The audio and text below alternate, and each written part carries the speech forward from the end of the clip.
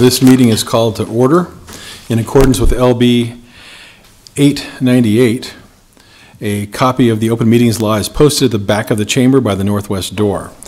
Welcome to the meeting of Monday, June 26th, 2017. Let us all rise for the Pledge of Allegiance, followed by a moment of silent meditation.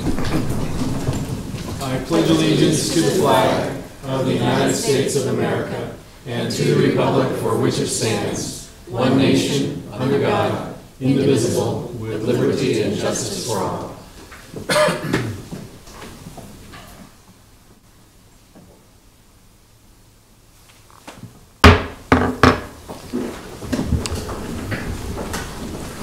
First order of business is to elect a chair so that we are open to the floor for nominations. And move that we elect Roy Christensen as chair. Second. Moved by Larry and seconded by Carl. Discussion? Please call the roll. Yes. Gaylor Baird? Yes. Lamb? Yes. Raybold? Yes. Schob? Yes. Christensen? Yes. Motion carried 6-0. The order of business for the Board of Equalization is as follows. Each year, the Lincoln City Council passes a number of improvement district ordinances. These improvement districts are generally in response to petitions submitted by property owners whose land is benefited by the proposed improvement. These districts most generally encompass such items as water, sewer, paving, and ornamental lighting. However, the council does have the authority to enter into the field of sidewalk construction, storm sewer construction, graveling and grading streets, and into the general right-of-way acquisition for street purposes. Once these projects have been completed, the cost of these services are paid for by the city from its special assessment revolving fund. It is then necessary for the city to recoup its costs from the benefited property and reimburse its revolving funds. The cost of special assessments are computed by the Engineering Services Division and presented to the council for its review when sitting as the Board of Equalization as we are now. The clerk will read each district individually from the printed agenda after the district is read. A representative from the Public Works Department will make a brief statement about the district. After that, anyone wishing to make a statement may come forward. Will the clerk, and when you do, please state your name and address before making your comments. The clerk may read the first item now. Yes, our first item is Water District 1208, 26th Street from H to J Street.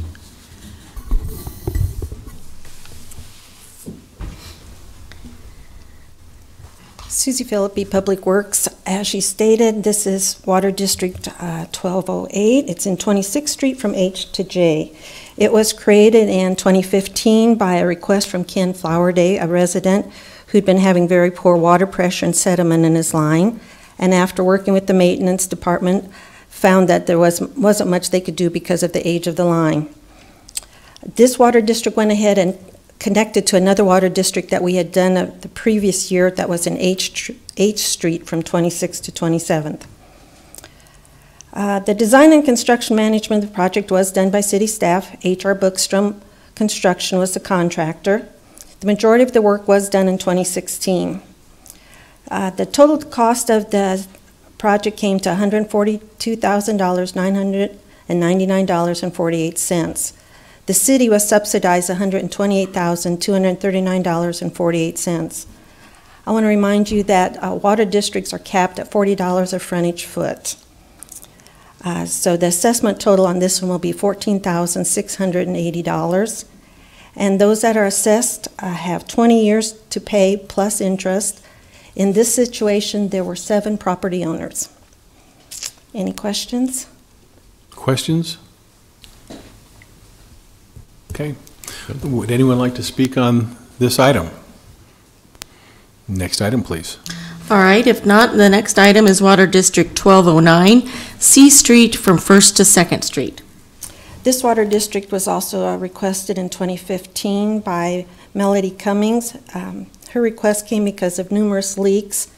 Again, a very old system that maintenance could no longer do because of the age of the line. This is one of those streets that there was a lot of non-abutting lines that they stretched to the parallel streets, piggybacking on each other.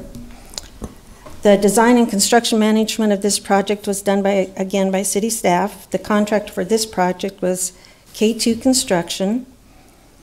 The Construction cost for it was $129,071. The total cost was $145,473.58. The city will subsidize $131,473.58. We had a very unusual circumstance happen on this one. A gentleman who had already worked to correct his situation and had spent a considerable amount of money to do it on his own. So taking that into account, several of the staff got together along with Carl, Don Tott, Donna Garden, and decided that the city would go ahead and pick up his assessment of $2,000. Any questions on this one? Questions? So how many property owners? 7 share? also on this one. Okay. Okay. Other questions? Would anyone like to testify on this item? Seeing none? Let's move on to the voting session. All right, if someone would like to make a motion to assess both districts? So moved. Second? Moved by Carl, seconded by Jane. Discussion. Please call the roll. Eskridge? Yes. Gaylor Baird? Yes. Lamb? Yes. Raybold? Yes. Schob? Yes. Christensen? Yes. Motion carried 7-0. Then we need a motion to adjourn, sine die. So moved.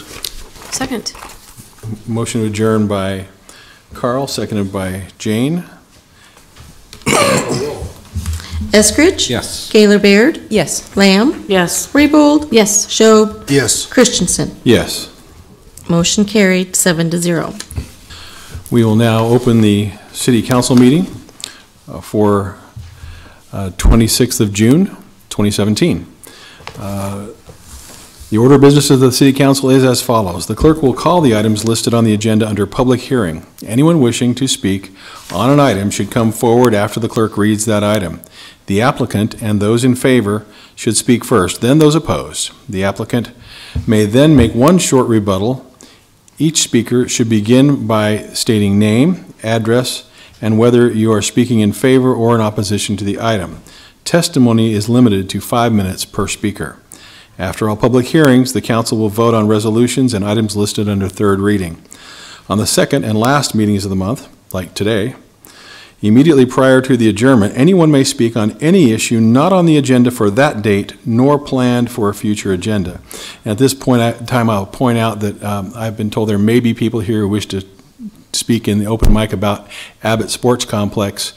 That has been referred to us by the Planning Commission and will be on first reading on the 17th of July and public hearing on the 24th of July, so there'll be no open mic on that subject tonight. So if you're waiting for that, please wait somewhere else until the 24th of July. Okay, will the clerk please call the first item of business? Yes, just a reminder, we do ask those giving testimony to please clearly state their name and address and to sign in on the sign-in sheet laying on the podium.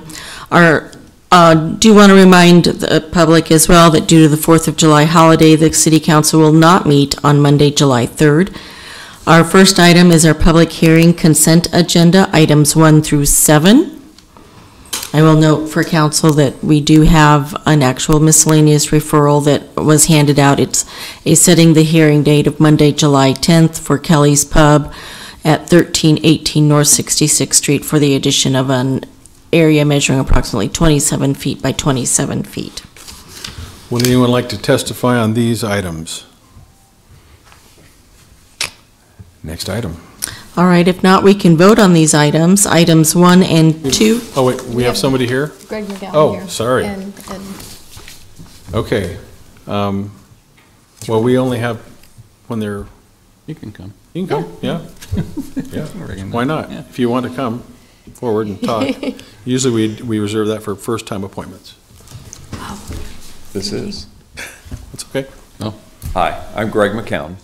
I live at 1651 South 23rd, and I am here to take the place of, I believe Tim Francis was the last realtor that served on the Historic Preservation Commission. And so I'm here to offer my services. Any questions for Mr. McCowan? Carl? Yeah, just to clarify, our agenda says that you're being reappointed, but this is actually an appointment. First time. Okay. Okay, Correct. thank you. Yeah, Good. sorry. Thanks for serving. Sure. Thank you for being here. You bet. Thank you. All right. The resolution does say reappointment, so do we need to make a motion to amend on that? Doesn't affect the Okay. term or this calendar. So- Okay, very good. All right, if no one else, Please call the then roll. items 1 and 2 were introduced by Shob. So moved. Second. Moved by Benny, seconded by Jane. Please call, discussion, please call the roll. Eskridge? Yes. Gaylor Baird? Yes. Lamb? Yes. Raybold? Yes. Shob? Yes. Christensen? Yes. Motion carried, 7-0. Then items 4 through 7 were introduced by Eskridge. So moved. Second.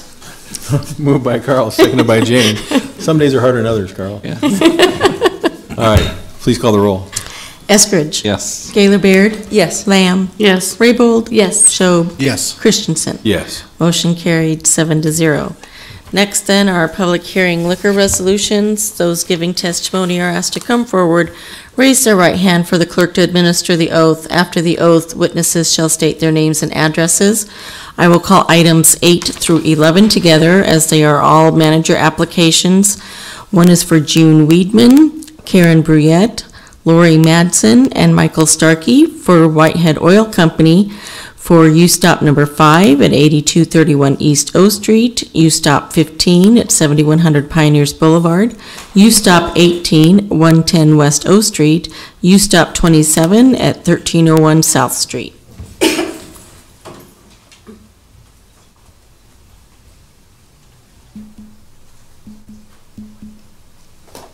Good evening. Welcome. Would you raise your right hands? Are you all here? Well, there's a couple more coming. Yep.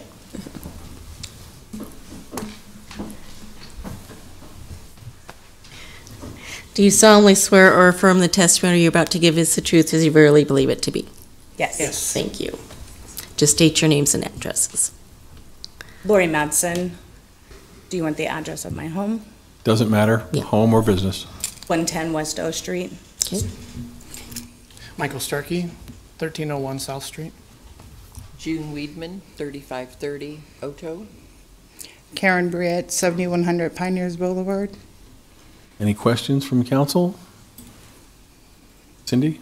Together, this is the Whitehead Oil Crew. This is thing either, Small portion of it. small portion. Thanks for coming out today.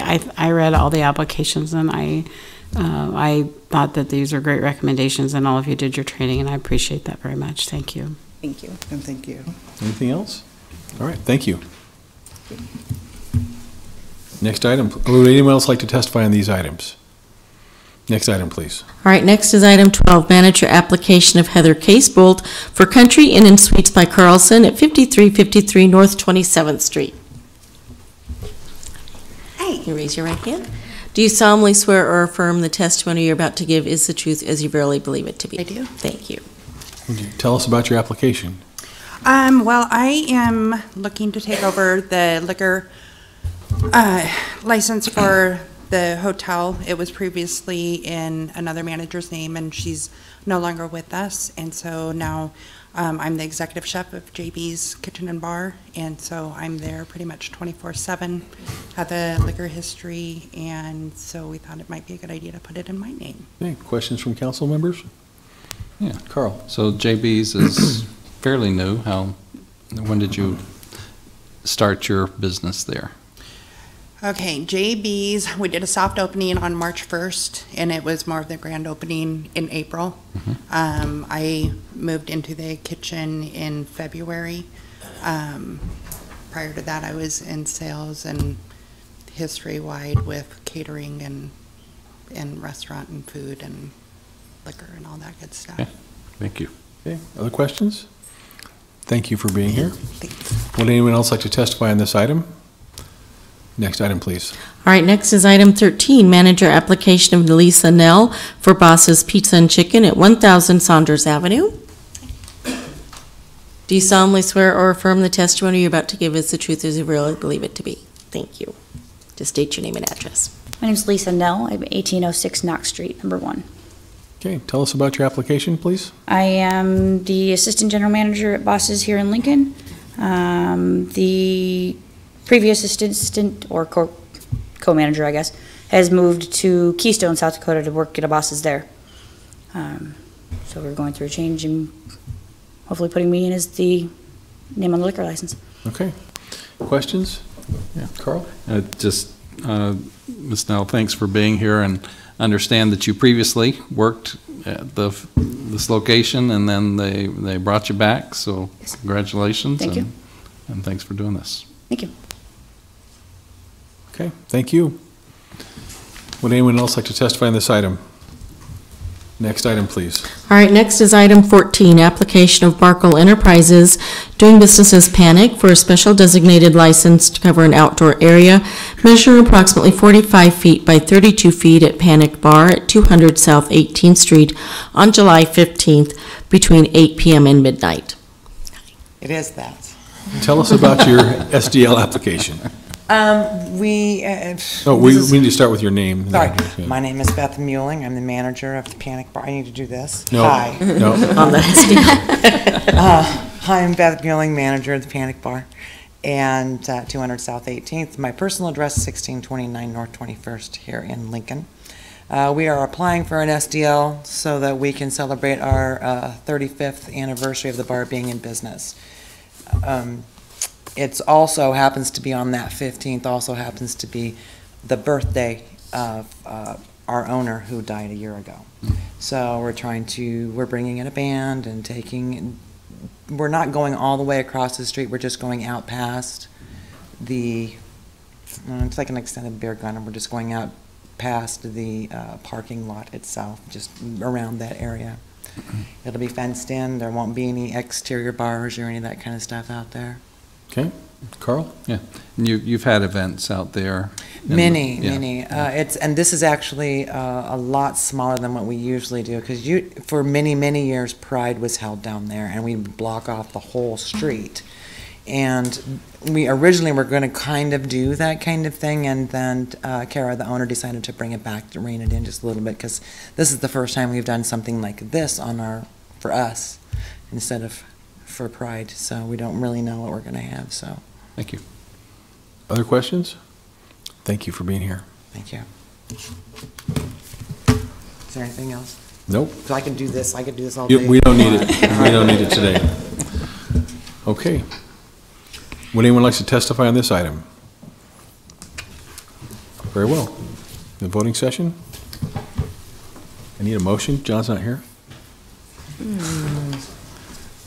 Some days are move approval of items 8 through 14? 14, yes. Second. Approval motion by Carl, seconded by Benny. Discussion. Please call the roll. Eskridge? Yes. Gaylor Baird? Yes. Lamb? Yes. Raybold? Yes. Schob? Yes. Christensen? Yes. Motion carried, 7-0. 6-0. 6-0, thank you. Okay. Thank you. Next item, please. All right, next are our public hearing resolutions. Item 15 is the report of new and pending claims against the city and approving disposition of claims set forth for the period of June 1st through the 15th, 2017. Would anyone like to testify on this item, one of these items here? Yep. Just state your name and address. My name's Lori Swanson. I actually live in Omaha, but I'm representing my sister, Cindy Swanson, 4631 Valley Road. And I have some information for the council. So she is contesting a plumbing bill. She had a big 60-year-old tree in her front yard. The city notified her in October of 2016 that it was interfering with water pipes. They came out that month and took this tree out and fixed the pipe that was leaking. On this data that I've presented to you, this is water usage data. She just bought the house in, I think it was sometime in 14. March of 14. March of 14. So this is like 2 years, 4 months of data. And you can see the spike in 2016 June, where obviously something was going on in terms of her water usage. So they came out and fixed that pipe in October of 16 after taking the tree out. But from this data, you can see that there was still something else going on in there. What my sister believes is that when they were taking these roots out, that they not only disturbed the pipe that they fixed, but they also disturbed another pipe in there. Because then in March of 17, they noticed that water was pooling on that area where the tree had been taken out. So there was a leak underneath there. And John Henry Plumbing did the repair the second time, and he said that the leak was 4 feet away from the original repair. And so he said then that would be the property owner's responsibility. However, if you look at this data, she has very consistent usage for a year and 4 months. It appears to be very logical that when they're down there pulling these roots out in October, that they also disturbed a second pipe that they didn't know they had disturbed until it started. It was obvious it was leaking in March of 17. So she is contesting the bill. It's $1,800 and some cents that she was billed from John Henry Plumbing, and she believes that really is a city responsibility related to the removal of that tree. Okay, any questions?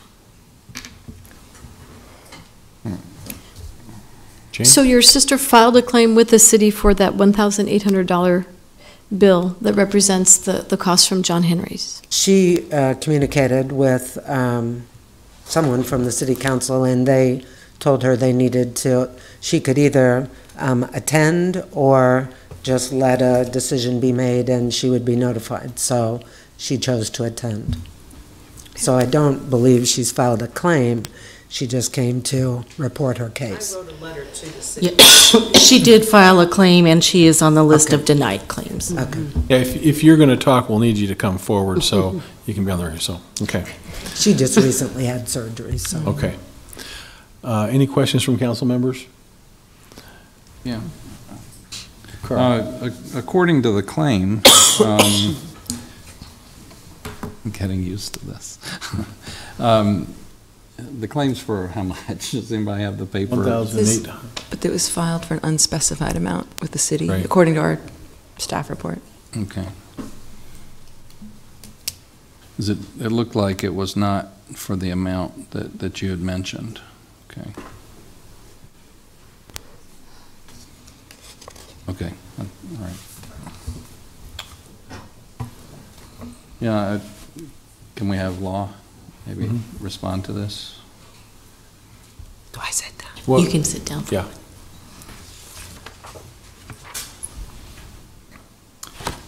This claim is a little bit complicated from the standpoint it was actually wastewater that noticed the problem with their roots from the tree getting into their pipe, and so they came out and removed the tree and repaired their issue with the leakage. And at the time they did that, the tree had grown around the stop box, so that had to be replaced as well. And at that time, they discovered a leak that was between the stop box and the house that was repaired. And then it was another leak that was discovered in March after the thaw that was actually between the stop box and the water main that was repaired. Jeff, could you enlarge that? I'm having trouble seeing. Thank you. That's just brightness. Zoom. There we go. Thank you.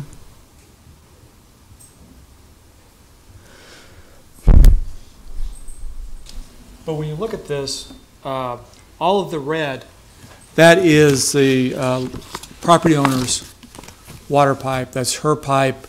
That's her responsibility. And so any leaks, whether they're on this side or this side, are the property owner's responsibility to repair. And as to the increase in the water bill, the leaks were here and here. The water meter is actually inside the house. And so what you pay is for the water that comes through the water meter. So you could have gallons, hundreds of gallons of water leaking here, wouldn't affect your water bill because that's not water that's going through your meter.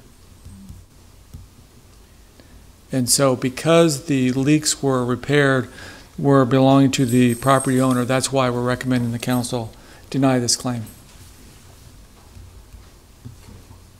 Any other questions? Cindy? Sure. Yes. So can you explain then, are you saying this is just coincidence that the water usage was significantly higher prior to the time that Or after? that the pipes were fixed? I haven't seen that what she's offered to the council. I don't have an explanation for that.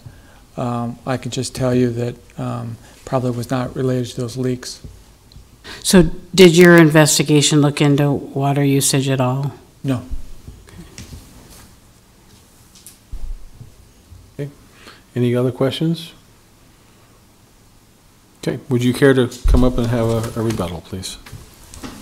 I do understand what he just explained because obviously the property owner is responsible at some marking versus the city, but there was no leaks prior to that pipe being disturbed by getting tree roots out. So the cause of the leak is, in my mind, very logically based on them trying to get this 60-year-old huge tree out of the ground.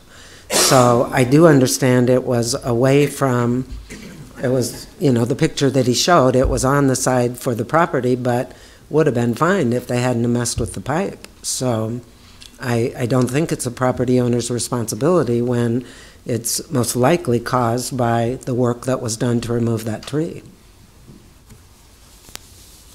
I have a question for City Law then. This tree, was it in the right-of-way? Who owned the tree? It's a city tree. It was in the right-of-way. So it had grown to a place where it disturbed the homeowner's pipes? Not that we know of. It was disturbing the wastewater pipes, sewer pipes. That was why the city had to remove the tree. You had roots growing into the wastewater pipe. So it was our tree, we removed it, there was no cost incurred at that point by the homeowner, correct? The tree had actually grown around the stop box, which is owned by the property owner, Okay. and that had to be repaired. And But was it was not the city's action that caused the damage to the stop box. It was a tree growth. Correct. But what I'm asking is, in the removal of the tree and repairing of the stop box, was the homeowner charged any money for that? We haven't seen any bill from that. I understand it was John Henry that is. Okay, well, I'm talking about two different things, I guess. Yes. Removing the tree was done by city crews, Well, yes, the city paid to remove the tree. and there was no bill from that. no bill from that to be paid by the homeowner? No, Okay. that was entirely on our dime. Larry? So if we just set water usage aside for a moment, because you said that that is not related to the leak. Yes. The question becomes, who's responsible for the second repair? And what is your take on whether or not there's a way to determine how that second leak came about? If it was the city's responsibility, if it could be determined that it was the city's fault, would the city then be responsible for it? And is the issue that you can't determine who caused the second leak? Well, if you have old water pipes, any disturbance in the ground can cause the leak to become more noticeable. Don't know if that leak was there for 10 years prior to that and was exacerbated when the tree was removed. I don't know there's any way of knowing. We certainly don't have any way of knowing. We had to remove the tree because it was causing damage to city property. I don't think we were negligent removing the tree. And I don't know there's any way of showing that the removal of the tree caused the leaks in the water pipe. If there was some way to know that the city had caused the damage by removing the tree, at that point, would the city be liable for the second repair? we didn't take any negligent action that would cause the damage to the water pipe. So even if we knew that it was a leak that occurred based on damage when the tree was removed, because it was not negligently done, the city is not responsible? I would tell you if we caused damage to somebody's property, even if it was doing something we had to do, which it was in this case, we would pay if we knew that. In this case, we're recommending denial because we can't prove causation. Thank you. Cindy? Sure. Would you just explain, for the property owner's benefit, what options are available to her once this is, once this is denied, if we should accept the denial? Right. The denial is an administrative action. She filed a claim, which was proper for her to do. If the city council adopts our recommendation, which is denial, then that doesn't preclude her from going to court and trying to show causation and submitting to court whatever evidence she has and asking for full compensation for whatever damage that she can show that the city caused to her. Thank you. Jane? I have a question for Ms. Swanson. Yes. Did John Henry's give you any indication what they thought the cause of this second leak that they repaired was attributed to? No. My sister did speak with that company, and all that they told her was the same that they had written in the bill, and that was that the second leak was 4 feet away from the original one. And they did not give any cause for that. And so the leak was 4 feet away from the repair that was done by the city? The first repair, yes. And then, may I just add something more? Based on what this gentleman said, I do understand that you cannot prove that the city caused that, but you can also not prove that the city did not cause that. And if you look at it from a logical perspective, you have this huge tree, you're trying to get pretty good sized roots out of the ground from this tree, and it's really quite logical that they disturbed more than the first leak that was initially repaired. Carl? Yes. And again, as our attorney explained, if you do choose to file in court, you know, that's certainly an option. Also, you didn't provide us with any documentation in terms of what the costs or damages were, so that would be important to do. Oh, the bill? Okay. Okay, any other questions? Would anyone else like to testify on this item? Seeing none, next item, please. All right, next is item 16, approving the fiscal year 2017 annual action plan, one-year use of funds for HUD entitlement programs using CDBG, home, and emergency solutions grant funds. Members of the City Council, David Landis, Urban Development Department Director, the applicant in this case. We are charged with meeting 3 goals at the federal level that falls to us since we are given money by the Department of Urban Development, Housing and Urban Development. And those 3 goals are to spend the money that's given to us to provide decent housing, suitable living environments, and economic opportunities in areas of low and moderate income or to low and moderate income individuals. We're charged with writing a 5-year plan and then an annual update. We wrote that plan 4 years ago. This is the last of 5 updates that you've seen in recent years. We spend our money essentially from 3 sources and then for essentially 3 purposes.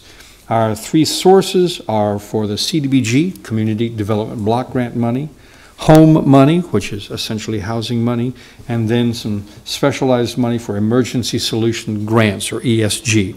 Those are the 3 sources. The things that we spend the money on are housing programs, community development programs, and homeless programs. There is, in this case, an amendment that we'd like the council to consider at the appropriate time. When we first were charged with starting the process, we had one set of numbers from the federal government as to the number or the resources that we'd have available to us. They were changed in the middle of the process, And so what we've done is we wrote it with the original numbers, and we now ask that the new numbers be applied. They're modest. There's about a $30,000 diminution in CDBG. There's about a $2,500 increase in the home money, and there is a modest increase in the emergency services money, about $8,500. This has been standard practice. There was a public process involved, and I must say, this is no page turner. The only expected reader of this document is essentially officials in HUD.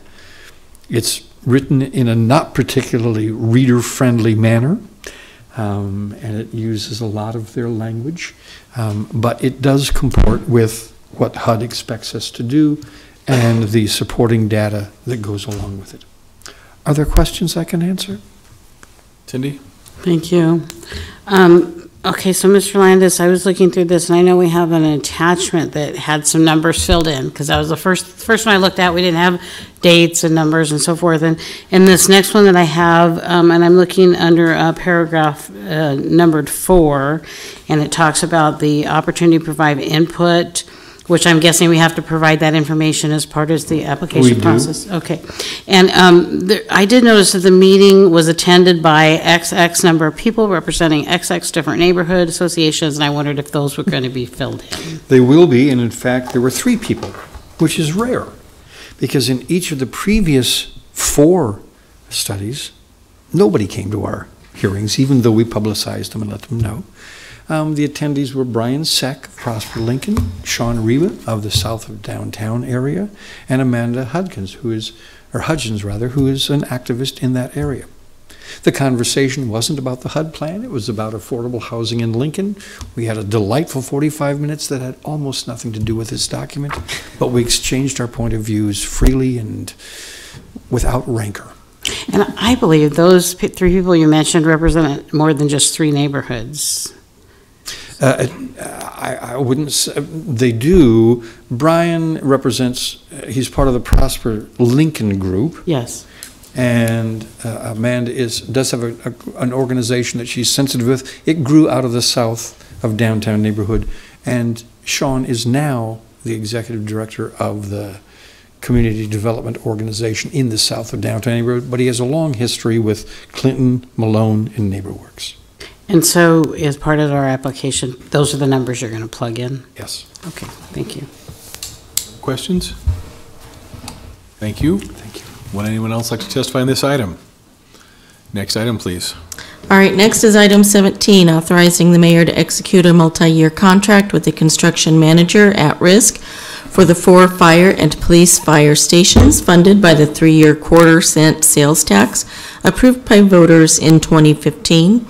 If there is anybody here to speak, they may do so, but I will note for the public record that this item is going to be withdrawn. And I assume that's what you're here to talk about, sir. That's what I'm here to ask you to do, is to withdraw the item from your agenda. Thank you, sir. Next item, please. Anyone else? Wait a minute. Anybody else want to testify on this? No. Next item, please. All right, next is item 18, special permit 17010, appeal of Ronald Wilhelm and Herbert J. and Daniel H. Friedman from the Planning Commission's approval of a special permit for an indoor kennel with an outdoor area that permits more than 3 animals at a time, located on property generally located at 222 North 44th Street. Someone here to testify on this item? Please come forward.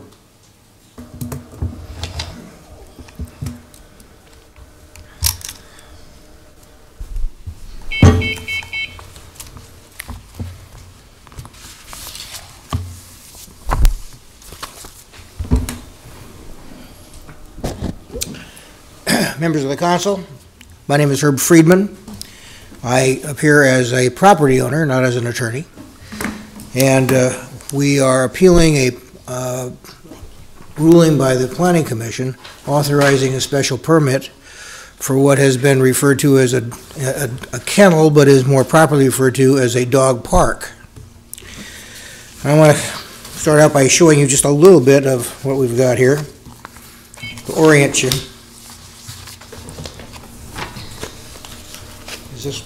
how does this work? Just put it on there and we'll look at it. Oh, okay. There you go.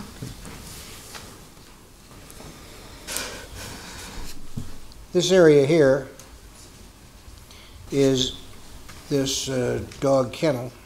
I own some property over here, Mr. Wilhelm owns some property over here, and I own some other property over here that you can't see on this. The area that's an issue here is what's called the dog park, or dog, it's an outdoor area that's about 50 by 62 as I understand it.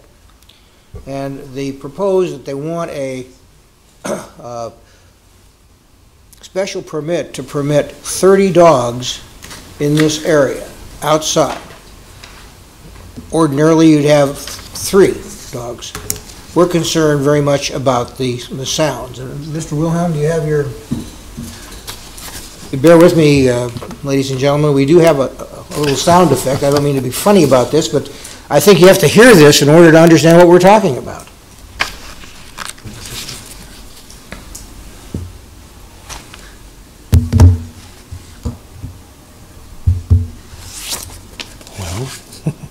Maybe we have. Microphone. Dogs is that? Maybe 10.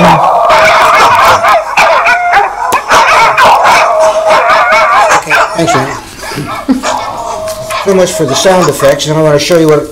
Did he say maybe 7? 10. 10. Oh, 10, okay. I can help They with want that. 30 out there, Ms. Lamb. And this is a diagram, pretty much it is to scale. Architect prepared for this.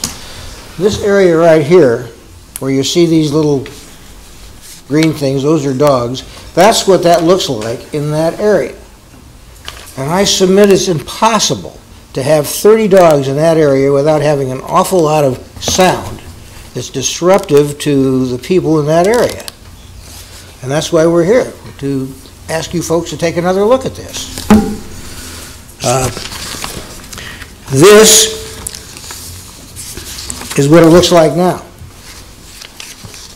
Told that there's going to be a fence around there, but the fence hasn't shown up, and they indicate that they want to open this dog park on July 1st, which is Saturday. And I don't know what they're going to do, because this certainly isn't a place where you can have an indoor dog park at this juncture.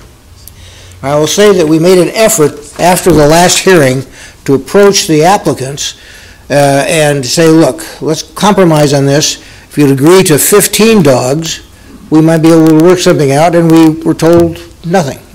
They simply rejected it.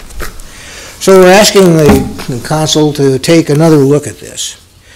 I do want to bring out the fact that we did look at the comprehensive plan, and I have something from the comprehensive plan, a diagram.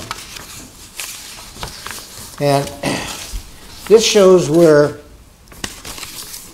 the city wants to develop mixed-use things.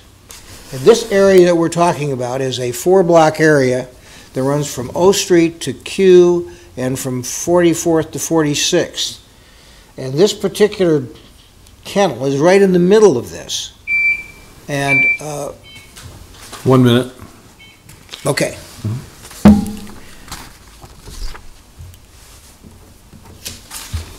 And this is basically what they want to do. This is the dog park that they're talking about.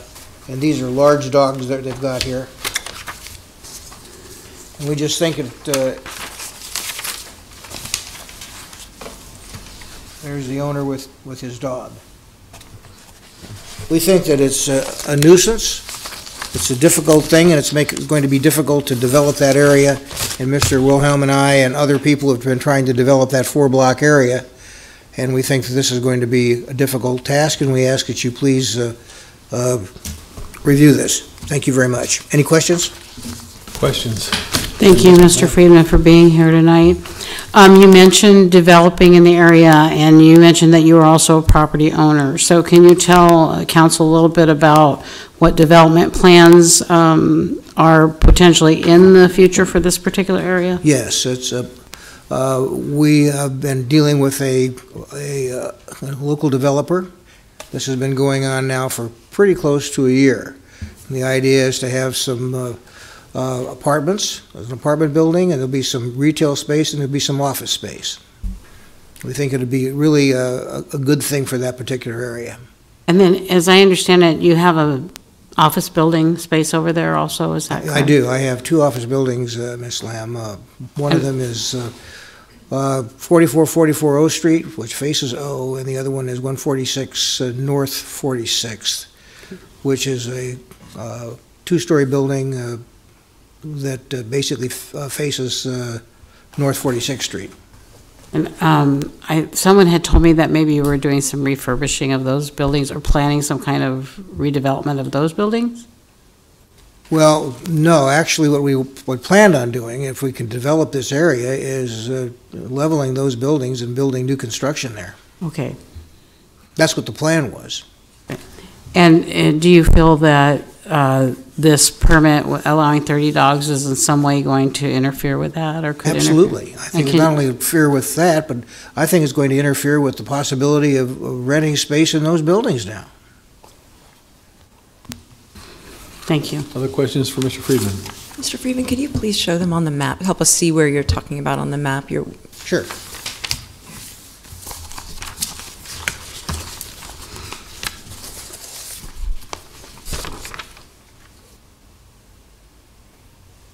There you go.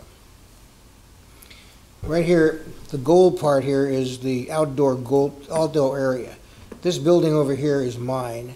I have another one that's over here that you can't see from this, and Mr. Wilhelm owns the green space. It's undeveloped at this juncture. This used to be the area of the sports courts, Ms. Gellerberg. Okay. And are the buildings occupied or unoccupied, or which? Our buildings are partially occupied. Okay. And I can tell you that nobody contacted us about this before when we heard about it, when we read it in the newspaper, basically. No one contacted the owners. They didn't contact our tenants. And we were simply told that this is the way it wanted. They wanted to have 30 dogs out there, that they can be out there all day long. And we just think that that is a nuisance. It's right in the middle of this developable area. And we think it's something that we'd ask the council to take another look at. Look, I have a question. Go ahead. So, in the staff report from Planning Commission, which spent I think quite a bit of time on this, it was stated that the applicant wanted 10 to 15 dogs to be able to be outside at any time, and that the reason they had requested 30 was for two reasons. One, to allow for any crossover, so that if for some reason when they're taking one group of 10 to 15 dogs out and taking another group in, that they wouldn't be in violation if for a minute they were all out there at the same time. And then the second reason had to do with special events. You mentioned that you're okay with 15. Is it the special events that you oppose at this point? Is that what you would like to not have happen? Well, the problem is the way the permit is listed. They can have 30 dogs out there all during the daytime. There's no indication in this special permit that they're limited. Now, I understand what the owner said, but that isn't what that isn't what this is all about. You open this up for dogs out there all day long, those dark barking dogs, and you've heard what they sound like. And I don't think anybody would want to live next to that or work next to that. So we're trying to be reasonable about this thing, but we just think dropping this noisy nuisance in the middle of this area is not good for the city, and it's certainly not good for the property owners. You said live. Is there residential zoning here? No. Well, yes, there is across the street. May have another map.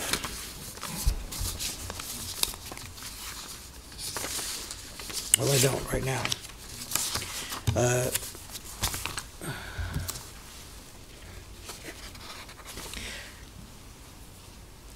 If you go across 44th Street, there is a development of apartments. They didn't contact those people either. I'm not speaking on their behalf today. The Schlossbergs from Omaha own that. But our council did speak for them before the Planning Commission, and they're opposed to this also. Okay. But if for the properties that you're considering redeveloping, what is their current zoning? I wish you hadn't asked that question. It's B, and it's B2, I think. Okay. That's a guess. It's a little bit out of my line of operation right, here. Right. If you could show me the map, or can you point to where they are on the map? You found a map. Ron, you have one? It's B3. B3. B3, pardon me. Okay, these are the apartments we were talking about, Ms. Gaylor-Baird.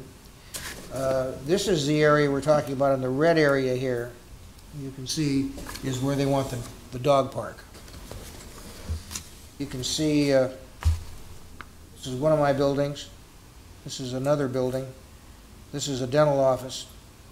And this is another building we have. So we have two of the buildings in that area. And we're really trying to do something with them and gussy this up a bit. And we're just afraid that this is going to have an adverse impact on that, whether I own it or somebody else owns it. No one's going to move in next to 30 barking dogs.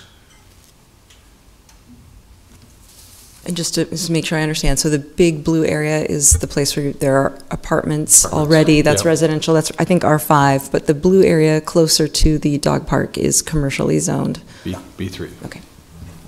Thank you. Other questions for Mr. Friedman? Thank you, sir. Thank you. Anyone else like to testify on this item? Well, I think Mr. Wilhelm does. You need.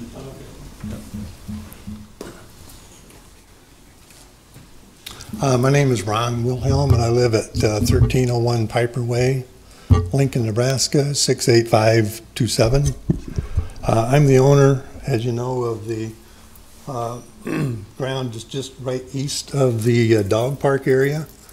I've owned this land for about 19 years, and I feel that this particular area is an area that could be developed for the city to be more than just partial ownerships of 4 or 5 different people, but should be brought together for the development of the city.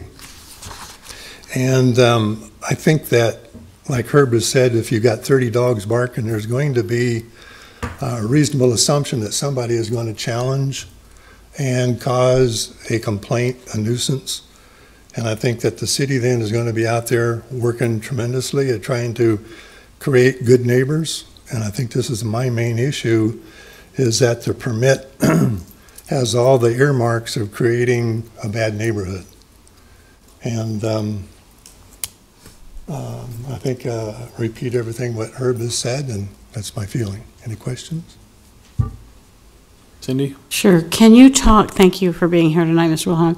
Can you talk a little bit about the mixed-use development ideas that I think you've been working with Greenleaf Properties and with Mr. Friedman and others? Can you tell us a little bit about what the mixed use would involve in that area? It would be the green spot here, and then Herb's buildings here, and this one here, and this one over here, potential. So you have roughly a good, and these two as well, you have roughly 5-acre plot in there. So all those buildings over time would be brought together for a redevelopment project. That would include, it would include apartments, that's, I think Mr. Friedman mentioned. Yes, mixed use being like a high-rise 4 or 5-story apartment complex with mixed use of businesses below that. And so creating a parking area and a green space area in this area here. And I think that you brought forward, didn't you, a group of you have a development plan, but it also included the sports court building at one time? Yes, we did. And that now, you guys are working on revising that because the building was sold? Well, it was revised because of Pause for Fun rejecting that offer and prospective ability to join that development. They wanted to go on their own, so that kind of disrupted the whole plan. Okay, so you're working towards an alternative? Yes. Thank you. Yep. Other questions? Larry? Is there a plan that's been submitted to planning? Is there any requesting? Not at this time that I'm aware of. Thank you. Okay. Jane? I know that the Planning Commission and the Planning Department had put several conditions on the property. Were you aware of some of the conditions that they had put on? About the screening and the setbacks, and that a handler must be on the premises, on the outside premises with any of the dogs at all time? Well, the screening in terms, you're talking the 6-foot fence. Mm-hmm. Well, I think that would keep the dogs maybe corralled, but I doubt that it would do much for noise abatement. But they also required animals in the outdoor area shall be under supervision of handlers at all times. And that's a big question right there. I think that the city has, or at least the animal department has. How many people can handle 30 dogs? I don't know. The current code for 3 dogs is 1 handler. I would hope to think that they would at least have 1 handler for 30 dogs. Okay. Other questions? Okay. But I would submit maybe an alternative plan of 15 with maybe 5 handlers. Okay. One question here. Do you know can you tell me how many years, how long has the sports courts building and the building to the north of it been unoccupied? How long has it been since they have been occupied? Yeah. I'm going to say 6, 7 years. Okay. All right. Okay. Thank you. Thank you.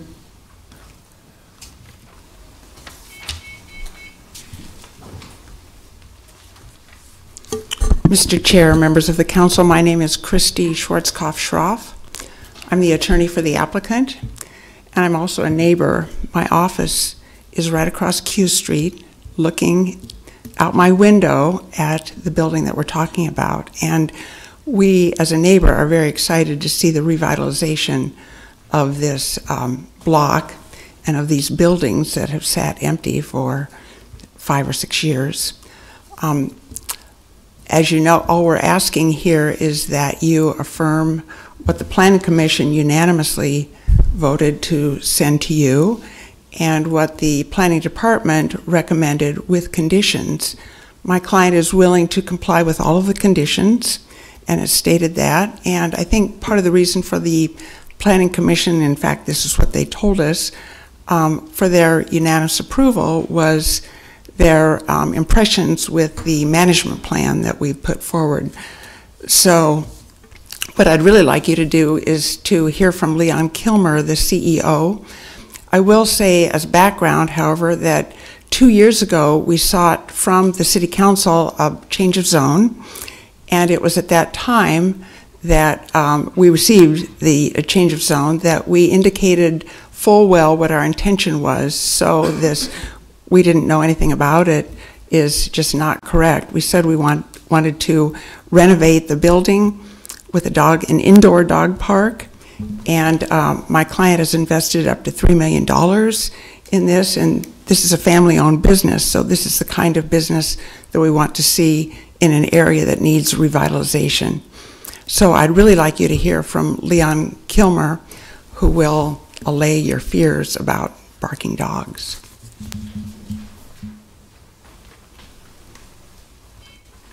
Welcome, Mr. Kilmer. Leon Kilmer, 1531 Kingston Road. Good to see you all again. A few things to touch on. We are primarily an indoor dog park. We'll also be doing daycare, boarding, grooming, do-it-yourself grooming, indoor pool, the outdoor pool, dock diving, dog sports, training, and retail. So we're turning the one building that we own of the former sports courts into a 30,000 square foot facility. On the picture that the gentleman showed was only half of the outdoor area. We are also renovating the pool, which will literally over double the area out there. So it's not just for that outdoor park area, it's also so we can use that pool for swimming events for the dogs and also for dock diving, which is, if you haven't seen dock diving, it's kind of fun. They run as fast as they can on a dock and jump as far as they can. It's actually pretty cool. So just a few other things. Originally, when we brought this forward, the two opposed to us, they wanted no dogs in the dog park, in the outdoor area, but since the law allows 3, they were okay with 3. It wasn't until after the unanimous decision that they came to us and said, all right, well, now we'll be okay with 15, after the Planning Commission saw our plan and agreed with 30 dogs. With the possible building of the development around us, they came to us after we had started demolition work on our building. We gave them 2 months in order to start moving along with the blighting of the land and getting TIF approval. They were unable to do that. We went through with our construction. It wasn't that we told them no outright. We allowed them 2 months to try and get what they needed. Otherwise, we would still be on a holding pattern for our business if we had waited for them. With the residential across, yes, I did not talk to the company that oversees them. I talked with the manager on site. They are dog-friendly apartments. They even have an outdoor area themselves for dogs. Also, with the development that they're talking of doing with the residential, they're talking about doing dog-friendly apartments, which means they'll also need an outdoor area. As far as how many handlers per dog, according to Nebraska law, there is none. That's actually something I want to change. We are modeling after Colorado. Colorado has a law of 10 to 15 dogs per 1 handler maximum. So if there are 30 dogs out there during an event, there's going to be at least 2 handlers. But if it's an event, their owners are going to be out there, and we're also going to have about a dozen staff out there. On a daily basis, we're going to have anywhere from 10 to 15 dogs out there on a normal basis, with anywhere from 1 to 2 handlers for those dogs. As was supplied to you from the previous hearings, was our management of those dogs. Dogs communicate, if you have dogs, they communicate in 2 different ways: body language and then barking. A couple of barks is just them being happy and normal. Anything past that is them being stressed, over anxious, and we have outlined steps to remedy that. Separating the dogs, giving them a distraction, to even taking them in if they will not stop barking. We don't want to be an annoyance. We don't want to be a nuisance. Also, around town, there are numerous different facilities similar to us that do daycare and boarding. WOOF is right downtown. Camp Bow Wow down on 56th and Old Cheney Highway 2 right down there. According to Steve Beal, there's been 0 noise complaints in the 15 years that these places have been in town. Well, Camp Bow Wow's been around for 15 years or so, but there's been 0 noise complaints. So, and these places actually have unlimited amounts. They don't have a restriction on how many dogs they can have outside. So, being able to put 20, 30, even 50 dogs out there with no noise complaints, I understand their fear. It's something I don't want dogs barking all the time either. But I think we have the management, the training that will remedy this and take care of their fears. Questions for Mr. Kilmer? Cindy. Thank you. Thank you for coming today, Mr. Kilmer.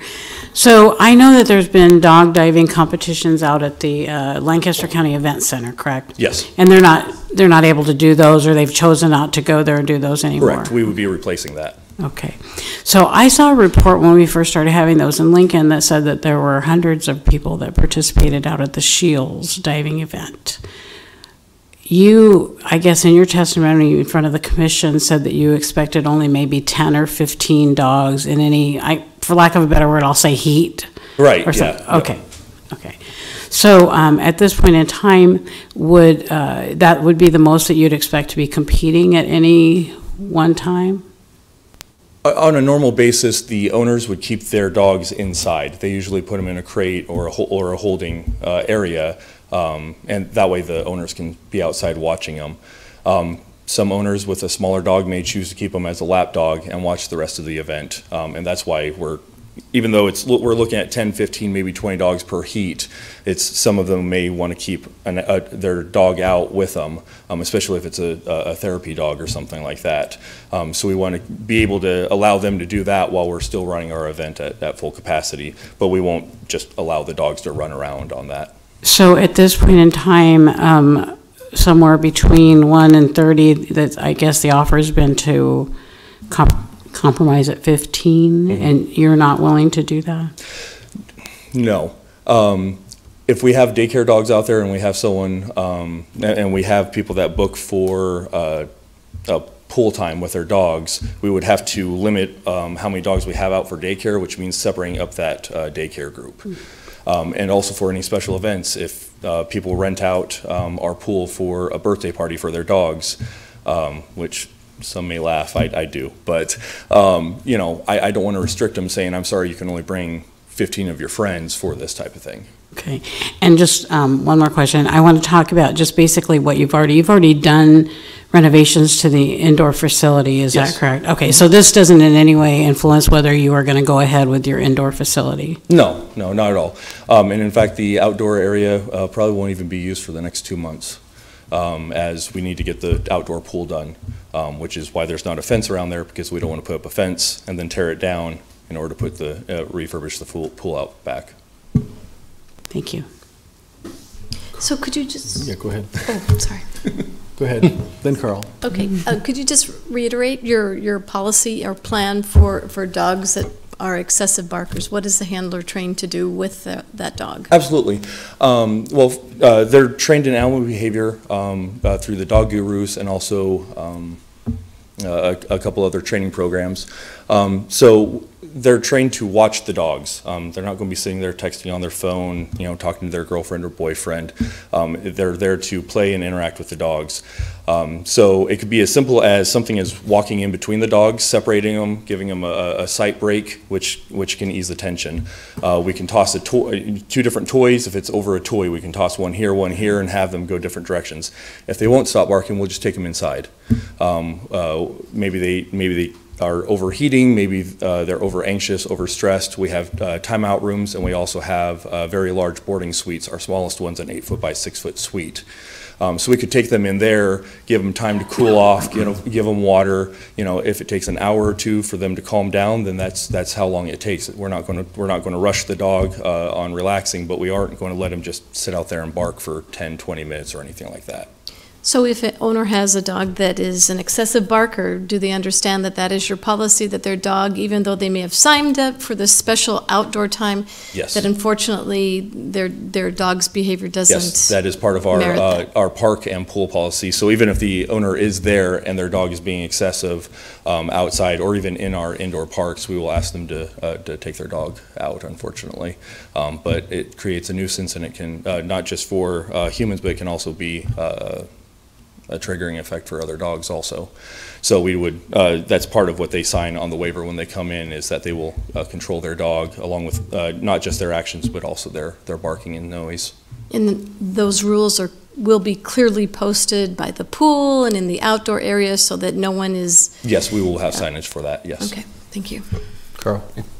Yes, Leon, tell me about the events. You know, what, not normal everyday things, but when you do have more special events, absolutely. And how frequently would you have those? What kinds of hours would those be? Explain that. The events that I know we will have 4 dock diving events per year. And those will be held on either a Saturday or a Sunday, or on Saturday and Sunday, depending on how many people come. The first 3 will just be normal competitions. The 4th is a national qualifier for the North America diving dogs. So those that win there get to go to the national competition. The other ones, I don't expect more than maybe 1 or 2 a month, but it completely depends on our customers and our clients and how often they want to rent out our pool facility. So there may be 3-4 months where we have nothing, and there may be a month that we have 2 or 3 times that they rent it out. Thank you. Other questions? Thank you, sir. Oh, Larry? So the conditions that planning placed on this include the ability to revoke the special permit if there are repeated violations of the noise laws that the Public Health Department has. So are there any other measures that you would take in order to mitigate the possibility of losing that permit, or are you, I guess, even aware that that's absolutely. It's conditional? Yeah. Yep. If we have a dog that provides too much of a problem, our first step is to keep them inside at all times. We won't take them outside. We do want to take them outside so they can enjoy the sunshine and the fresh air, just as a human would need to. But if they are known to be a barker, we won't take them outside. And then I've talked to Steve numerous times. We are fully aware of what it will take, and with the noise complaints and everything, and we will work with animal control in any capacity needed in order to stay within the guidelines and the conditional clauses. Thank you. Cindy. Thank you. Do you intend to take each of your dogs out every day for sunshine? If it's a good day, yes. And but they would only be out there for about 20 to 30 minutes at a time for the different groups. And you're planning to house 300 dogs?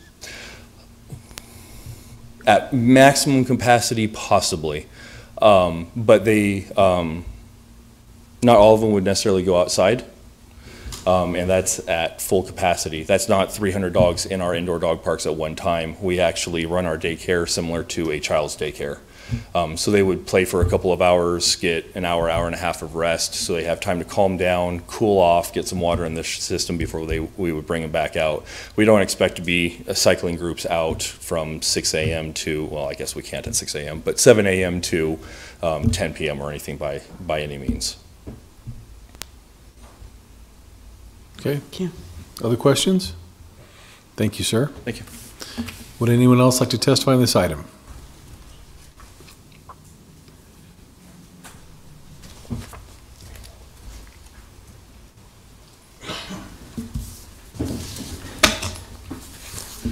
Good evening, council members. My name is Brad Beam. I live at 3710 Woods Avenue. I'm here to speak in favor of the special permit and for Paws for Fun. I live approximately 9 blocks from the facility. Let me start by saying that I am a member and attend the Witherby Neighborhood Association meetings. Witherby is one of the 4 neighborhood associations that was given notice on this permit. And at our June 1st meeting, we talked about it. We did not take formal action, but I did talk with Rick Bagby, who is our chair of our Government Relations Committee, and he authorized me to state that my observation that no one expressed any concern or shared any objection. All the discussion was favorable, and it centered on the need for this kind of facility in our area of town. And again, just so you know, Witherby is defined as 33rd to 56th O to Randolph. With that said, I'd like to give you my my personal remarks. I am very active in animal welfare issues. Council, is that mine already? No, you're okay, good. Okay, all right. I was going to say, Councilmember Christensen, as a member of the Dog Use Facilities Master Plan Committee, you may remember that I presented information related to a commercial, non-city-owned dog park in Austin, Texas. I told the committee that commercial dog parks are finding favor in dog-friendly cities like Austin and Seattle. Tonight's discussion focuses on a commercial dog park facility. In fact, that will be the first indoor facility in the state of Nebraska. Why is this needed? First, it has an indoor component. Second, Lincoln residents will have an alternative to the city dog parks. At Paws for Fun, an owner will know that participating dogs are current on vaccinations, and there will also be a mechanism in place for behavior. That doesn't happen at the city-run dog parks. So there are people who will find this an attractive opportunity. Playgroups will be supervised. In Austin, employees who run playgroups are called Bark Rangers. And I find that very interesting. I'm interested in Mr. Kilmore if he's going to name his employees something similar to that. But again, there's an important safety function here that does not exist at the city-run dog parks. In addition to the dog park facet, Paws for Fun will provide training, they're going to provide grooming, and the issue there is they're going to provide an opportunity for do-it-yourself grooming. With the full understanding that all the city council members have interests in all part of the city, I have noticed from time to time that Council Member Lamb has extra compassion for Northeast Lincoln. While this project is important to everybody, and Councilmember Land in particular, Northeast Lincoln is void of the services that are offered by Paws for Fun. There is only one boarding facility in the north part of town, and that is Northwest Lincoln. Several boarding facilities are located in South Lincoln. There are no do-it-yourself grooming facilities in North Lincoln. There are several in South Lincoln. Paws for Fun will address the needs in the north part of town. Further justification for this special permit is found in the City of Lincoln's Dog Use Facilities Master Plan final report of February 2016. I provided you a page from the introduction of that report. I'm going to read a few things. An emerging trend in Lincoln and across the United States is the desire to recreate with their dogs in unprecedented numbers. This challenge is most evident for Lincoln residents downtown and in Northeast Lincoln.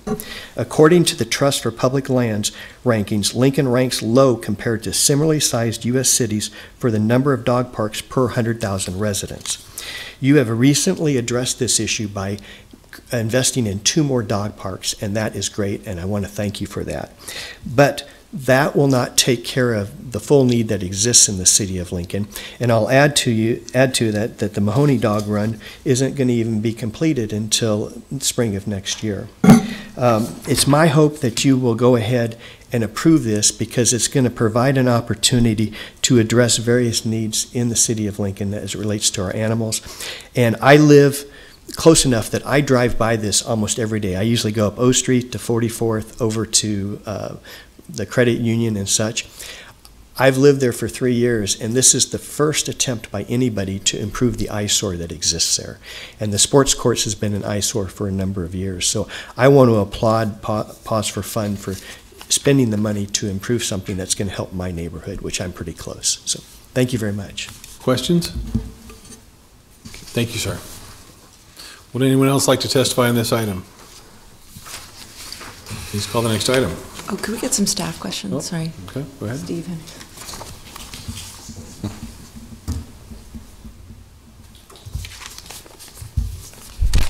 Steve Hendrickson with the Planning Department. We also have Steve Beal with Health Department Animal Control, depending on which Steve you wanted. Okay. We're all good. You know, we've heard tonight about maybe some interest in limiting the number of dogs that are allowed outside. We also have in the staff report that some questions were asked by planning commissioners. Can you give us the city's take on the feasibility of doing that, and can you help summarize the conclusions that have been come to at Planning Commission on the issue of number of dogs, noise? Maybe you can speak to that so that we have the same information on the record. Sure, I'll just start with the general overall, what is in front of you, and I'll have Steve then address more the noise complaint part of it. Whether it was 15 dogs or 30 dogs, when we were reviewing this, we first started asking the health department, was this something that they were generally having concern with throughout the city? Did they have any information on the difference between 10 dogs barking or 20 or 30? And there was really not a lot of specific information that you could find that way, nor had there been a lot of concerns. So we were willing to say this particular application could go up to 30, but with a specific condition in it, that if there are multiple violations of the noise ordinance, which would be handled by the health department, that would be grounds then for revoking the special permit. In other words, it could proceed forward if it was approved by Planning Commission, or in this case, City Council, but ultimately became an issue because of actual violations of the noise. Then it would come back to you to have that revoked. They could continue with their kennel with 3 dogs, but they would then lose the right to have up to 30. So we thought, and the Planning Commission agreed, that with that condition, it was appropriate for approval, particularly given this particular property is zoned B3. Most of the surrounding property still has the H2 zoning, which this site previously had. The H2 is a highway commercial use. There is a gas station with a car wash just to the south of this property. There is a Taco Bell all night, typically, late night fast food restaurant with a drive-through. So it is characteristic of an H2 or even a B3 zoning district that you'll have uses that sometimes make noise. Doesn't mean they're allowed to violate the noise ordinance, but certainly with things with car washes and auto repair and Jiffy Lubes and those type of things, they do during business hours make noise. And so given that, we thought it was appropriate that since it was not going to be close to residential, it's 275 feet from the outdoor dog area to the apartment complex to the west, and the building is in between the two, that this was an appropriate location for the special permit. Steve could address more of the process of how a complaint would be handled. Before we do that, you mentioned distance to residential, and there's also some discussion tonight about the possibility of redevelopment closer to this particular kennel. Can you speak to that issue and what we should be thinking about as we consider the possibility of future development? Sure. Nothing has been filed on this particular property or in the area around it, so it still remains H zoning, which currently doesn't allow residential uses. But certainly as our comprehensive plan, as the one gentleman noted, does encourage a mix of uses in areas. But one thing that we note even in the downtown is that when you're in a mixed-use area, there should be some anticipation that there is going to continue to be noise around you. When you live in the downtown, as I think some of you can attest, there are sometimes late-night noise. It doesn't mean that it gets to be excessive noise, but when you're living in a mix of an area, that often comes with it. And so very much like the apartments to the west have to know that they're near a commercial area. That's not an uncommon event to have residential in fairly close proximity to commercial uses, and it still be very successful. Thank you. Cindy. Yeah. Thinking to the future, if the development, if there is development to the east where the building is not in between, if there's development to the east and there's residential going in there and they needed to change the zoning, would the fact that this permit had been issued, would that interfere with their right to change the zoning or their ability to change the zoning? No, it wouldn't interfere with their right to come forward with a zoning application. We would certainly look at any application for residential to see how does that fit within the area. How does it fit within the convenience store to the south or the fast food restaurant? But particularly since the residential would be coming after the fact, it's with the idea that the investor in that building knows, well, I'm in a mixed-use area. There's a lot of other commercial uses, so when I'm orienting my residential, I have to take that into account, that I am surrounded by other residential or other commercial uses. So it would not be something that would prohibit them from coming forward with a mixed use. We would probably unlikely rezone the adjacent property to just R residential. It would probably be some type of a commercial district that would allow a first floor commercial use, but also allow residential above, which is allowed in the B3 zoning, which is the kennel is at. And I'm sorry, maybe I worded that less articulately than I should have. So right now, if there was residential zoning to the east, then would that outdoor dog area where the permit has been granted be too close to be granted? Correct. If there was R zoning immediately adjacent to the east, it's supposed to be 200 feet away, so it would be literally adjacent. Their alternative would be to come through a special permit process, very much like you need a special permit to have more than 3 dogs outside. You need a special permit if you're going to be within 200 feet of residential. Okay, and so then I guess I'm flipping it. I'm saying, okay, now the dogs are there. First. So if someone wants to come forward with some type of zoning, would that interfere with their ability to be zoned since now we have the dogs there? No, it wouldn't prohibit you from changing the zoning to, for instance, B3, which would allow a mix of residential uses. And if it's zoned B3 that would allow apartments above, that doesn't prohibit at all, doesn't interfere with the conditional use. You have to be 200 feet away from R zoning, which is basically meant for residential alone. If you're going to redevelop the property, you really wouldn't use R zoning. You'd use some type of a zoning that allows a mix of uses. So you could have a first floor dry cleaner or a restaurant or an office use and the residential above. That's typically what we see in those kind of mixed use, is they go for some kind of a commercial zoning that also allows residential. Thank you. Okay. Okay, I'm Steve Beal. I'm with Lincoln Animal Control. I'm the manager there. And our role and responsibility would be enforcement of the part of the municipal code that deals with animals, more specifically animal noise in this case. And the way we deal with that is pretty straightforward. If we receive a complaint, and a lot of it's driven on a complaint basis, or we become aware of it because we observed it as we were patrolling or something like that, we would send a letter to, in this case, to the owner of the facility indicating that we received a complaint and that they have 10 days to remedy the situation. In this case, if it was barking dogs, we then follow up with that, or if it appears after 10 days, we receive another complaint or an animal control officer observes a violation. At that point, usually a visit by an animal control officer or a phone call from myself to the owner or neighbor, if that's the case, is made. And if there's a plan or it seems reasonable that this is going to get remedied, then we continue to monitor it. If we continue to see a violation at that point, or an officer observes a violation, they can write a citation for a noise violation, at which point the individual that receives the citation may be fined in that case. We keep track of all this in our dispatch system, so we have a record of all the complaints from anybody that might make one, and that's pretty much how we deal in a nutshell with noise complaints. Questions? I have a question. So yes. When you have a noise complaint, do you actually measure the amount of noise? Do you have to observe it yourselves, or just?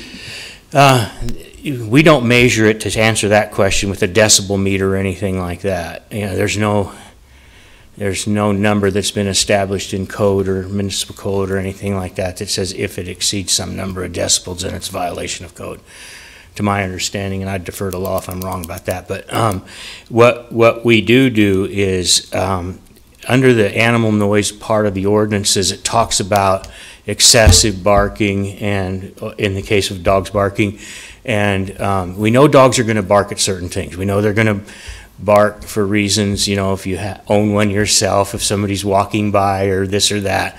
So there's we want to be reasonable in terms of recognize that.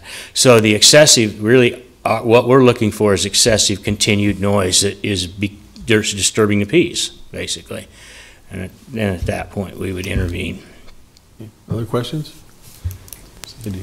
Thank you. Thanks for being here. Sure. So I was reading of your testimony at the Planning Commission, and they were talking about asking about revocation of some type of a special permit like this, and you had indicated, I think, that it was extremely rare and not at all easy. I would defer to Steve on the revocation. Okay. Was that you? Yes. Okay. So there is a process for revoking a special permit. So that there would be two separate processes. There would be the health department for your complaint about the barking dogs, and then ultimately, if there was enough complaints, it would be the building and safety department in consultation with the planning department would decide it looks like it can't be remedied, it's an ongoing issue, and it would be then scheduled for the city council to revoke the special permit. And of course, then there would be a hearing for both sides again to present their case before you made your decision. And yes, that is extremely rare. I've worked for the city planning department for 28 years. Rick Peo has been even longer than I have, and neither one of us could remember an actual revocation that went forward to the city council. There's been a few times where it has been discussed, but typically the discussion of the revocation usually led an owner to make some change, and it was resolved without having to come forward to the city council. So you have that ability to do it. It is just something that is quite rare and actually happening. So I'm kind of reminded of what we talked about a few weeks ago with regards to these parking setbacks for car lots, that they weren't really enforced, and part of the problem was that they could, whenever there was a violation, they could be moved in order to change the circumstances. And I'm thinking of the same thing with dogs, that you're describing the same type of process where an owner is notified and then they have to somehow alleviate the situation, but if dogs can be moved in and out, then that seems like similar to the cars that can be moved back and forth, and makes enforcement and even what you guys are doing difficult. And then I also heard you say there really is no measurement, so disturbing the peace is a pretty low threshold. Is that true for excessive barking also? It depends upon, I guess, in this case where we're talking about a commercial boarding kennel and a number of dogs that we're talking about, the threshold's going to be basically determined by what people will put up with. And so if it comes to the point where they call us and file a complaint, we're going to investigate it. And we're going to follow up with that until such time that either it's remedied or goes beyond animal control to some others. Let me just follow up again, just make sure. So when you get a complaint, you would go out and one of your staff would have to actually observe the barking before they would take action. Is that correct? Or would you just take people's word that, yeah, there was barking going on before you got there? That's certainly one way. If an animal control officer believes there to be excessive barking and a violation of Lincoln Municipal Code, they can write a citation for a violation of that at that time. If other documentation is brought forward to animal control, for example, a noise log that somebody might keep, again, that becomes a little more subjective, because then again, that's not us observing that directly. But however, it does become part of the process in trying to document whether or not there's an ongoing issue with animal noise at that location. So we have used those before, and at that point they may become documentation in the event that it's litigated. Okay. Other questions? I have one comment I want to make about noise and dogs, and I'll put on my professional hat for a moment. Let's say, for example, you had a dog barking at 80 decibels, and you added a second dog barking at 80 decibels. It's not 160. It's about 82 or 83 decibels. It's a logarithmic scale that also obeys the law of diminishing returns. So if we were measuring with a sound level meter, the decibel level, it would be almost practically indistinguishable between 10 dogs and 30 dogs, the total noise level in decibels. So that's just the way it works, just for your information of the council members. So, very good. All right, any other questions?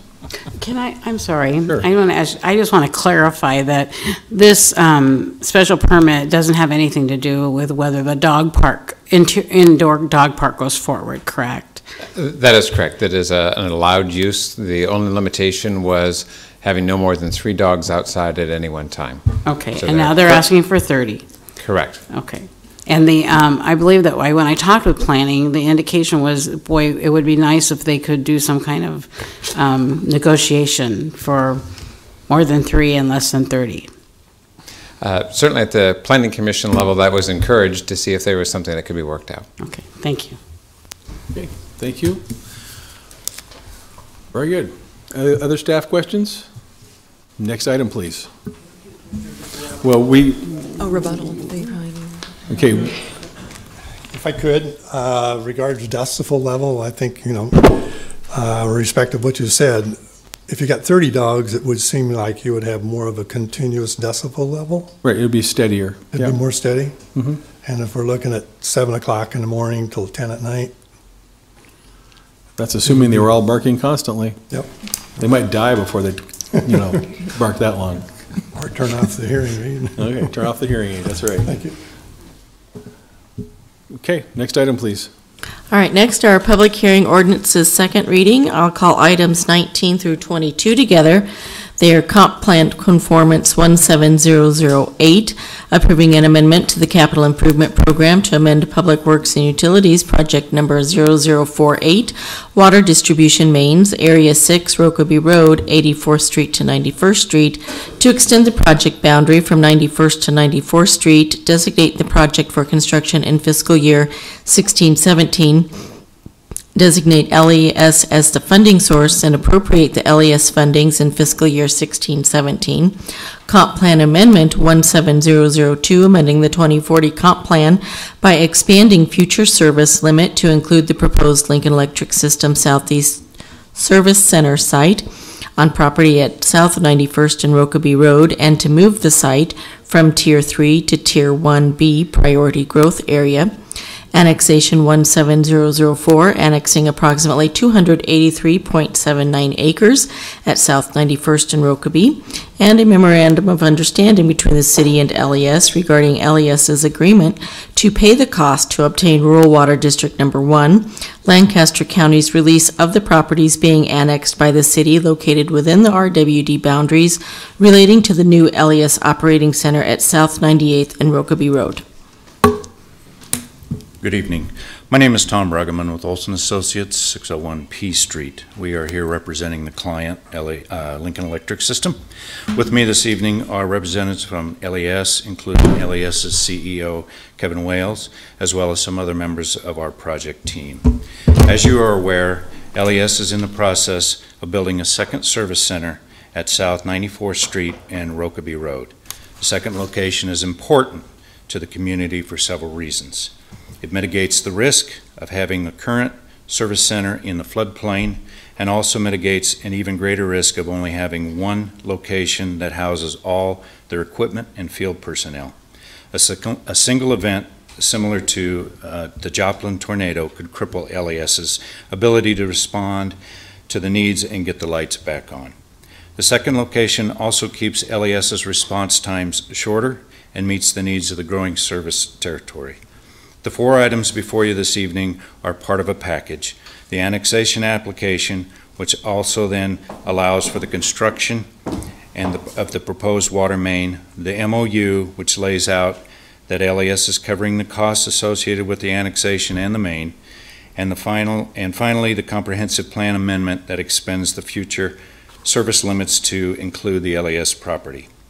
We have been working closely with the Planning Department and Lincoln Water staff on the four items before you this evening. We want to express our appreciation for their guidance and assistance with this process, and we'd be happy to answer any question the council may have. Thank you. Are there any questions? Thank you. Would anyone else like to testify on these items?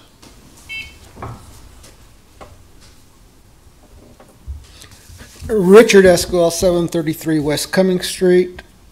I have a question as to the cost for this improvement, and I want to know the cost for the infrastructure and how much is covered by the property owners by impact fees, because it's going to expand the cost to the city.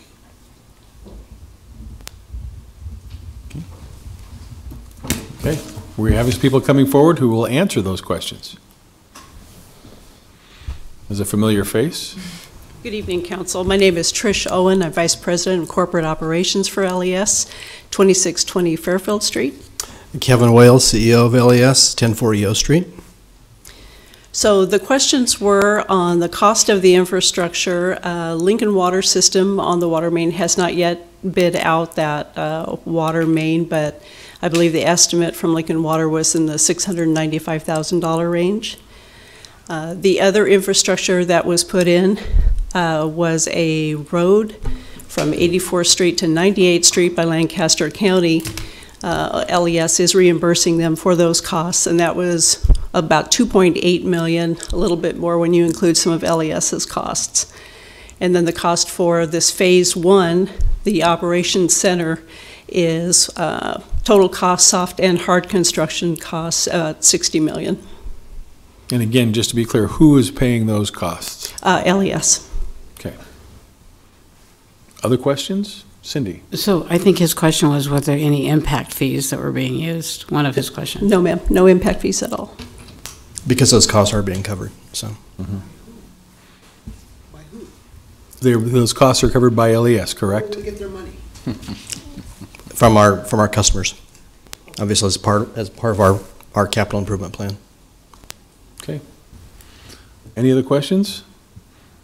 Thank you very much. Thank Would you. Would anyone else like to testify on this item? All right, next item, please. Oh, Just one clarification that was in our staff report, but I don't think we had made clear on our fact sheet. You have 4 items before you today. We are asking that next week when you vote on these, that the annexation item itself, just the physical annexation, be delayed to your first meeting in November. This is being done because there is a private property owner who is in between the city limits and the LES Service Center. That private property owner is participating in the annexation, but there would be a tax implication to them if it occurred during this tax year. So if the annexation occurs after basically November 1st, it delays their tax implication, and it also works fine with LES in terms of being provided with the water service. So you will have, if you decide to go ahead and approve the memorandum of understanding and the other items, it gives them the certainty that those items are acceptable to the city, and we just delay the actual annexation till the first meeting in November. And that would be for action only in November? For action only, yes. There wouldn't be any reason for any additional hearing at that point. So we just ask that you put that item on pending to date certain to whatever November that first 6th. Monday is in November. 6th. Okay. Yes. Thank you. Next item, please. That concludes our public hearing. We can move into the voting session. Item 15, accepting the report of due and pending claims against the city for the period of June 1st through the 15th, introduced by Shob.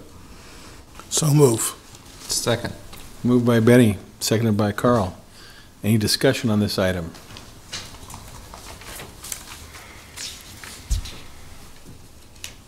Okay. Please call the roll. Eskridge? Yes. Gaylor Baird? Yes. Lamb? Yes. Raybold? Yes. Shob? Yes. Christensen? Yes. Motion carried, 7-0. Item 16 is approving the fiscal year 2017 annual action plan for HUD, introduced by Shob. So moved. Second. Moved by Benny, seconded by Carl. Discussion? We do have a motion to amend number 1 on this one to accept a substitute action plan. I would make that motion, and the substitute plan just changes some of the figures, as Mr. Landis pointed out. Second? Okay, amendment moved by Carl, seconded by Jane. Discussion on the amendment. Please call the roll on the amendment. Eskridge? Yes. Gaylor Baird? Yes. Lamb? Yes. Raybold? Yes. Shob? Yes. Christensen? Yes. Motion carried, 7-0. Now on the main motion. I'm sorry, 6-0. Thanks.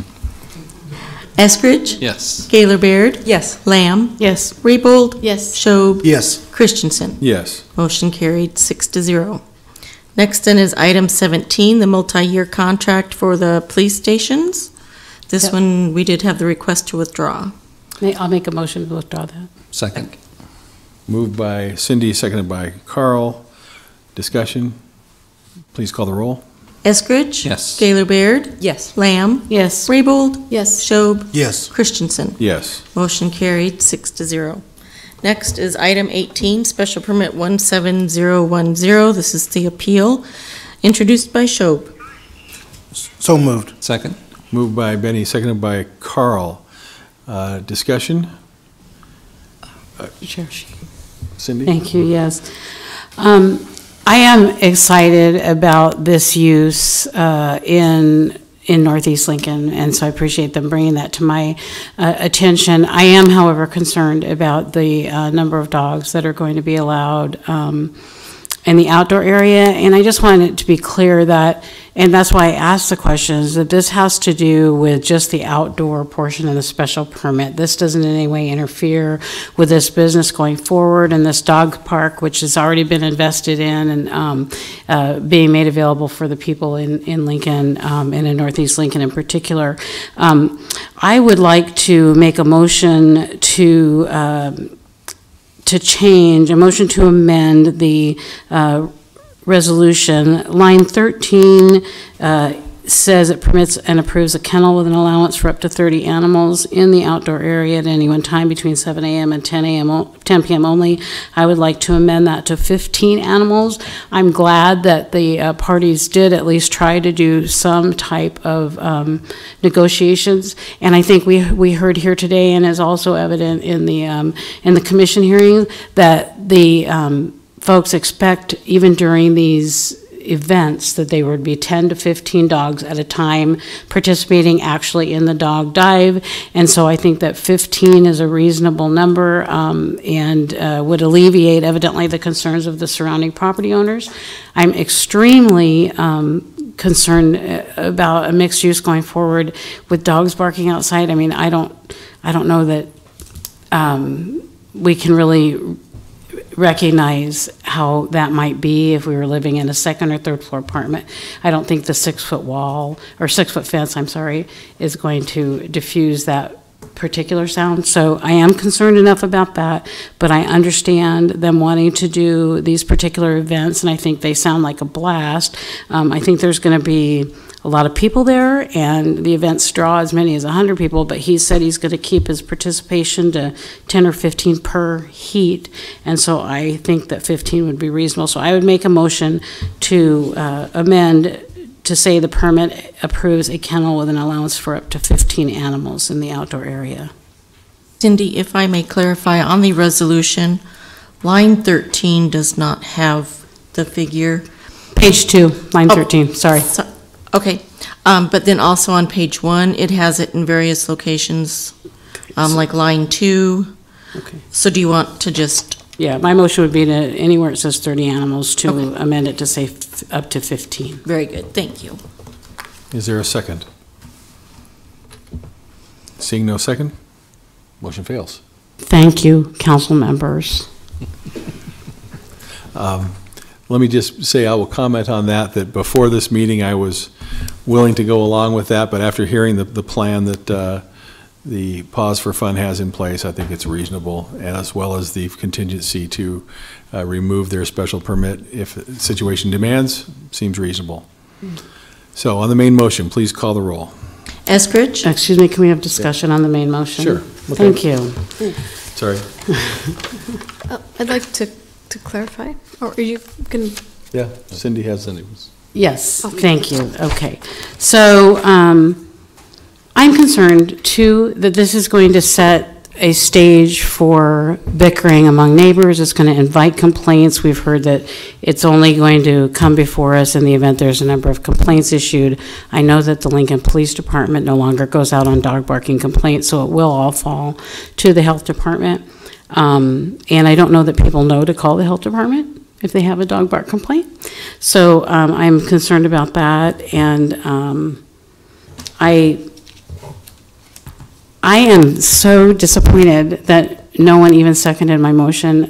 This is in my district, and it seems like Northeast Lincoln is, once again, nobody wants to pay attention to what's good for Northeast Lincoln residents, and we're talking about potential multi-use buildings going up in Northeast Lincoln to benefit the people of Northeast Lincoln, and to put 30 barking dogs ahead of that is really, it just offends me tremendously, and I just can't even tell you how disappointed I am that no one supported that amendment. So, but I will not support this resolution. Okay.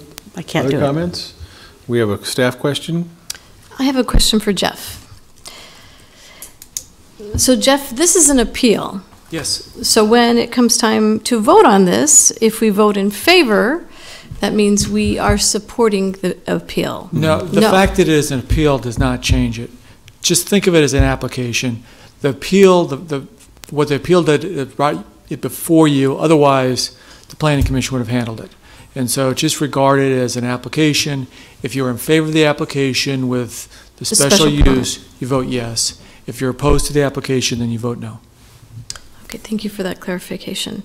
And I too am going to support this special permit because I think the business operators have a good plan. I think they understand the implication of allowing dogs to have excessive barking, and that would be to the detriment of part of their business plan and a detriment to the enjoyment of the dogs that love to have that opportunity to go outside and come back inside. So I think it's something very unique for the city of Lincoln and for the state of Nebraska, and I think this is hopefully a good role model for other opportunities throughout the state of Nebraska.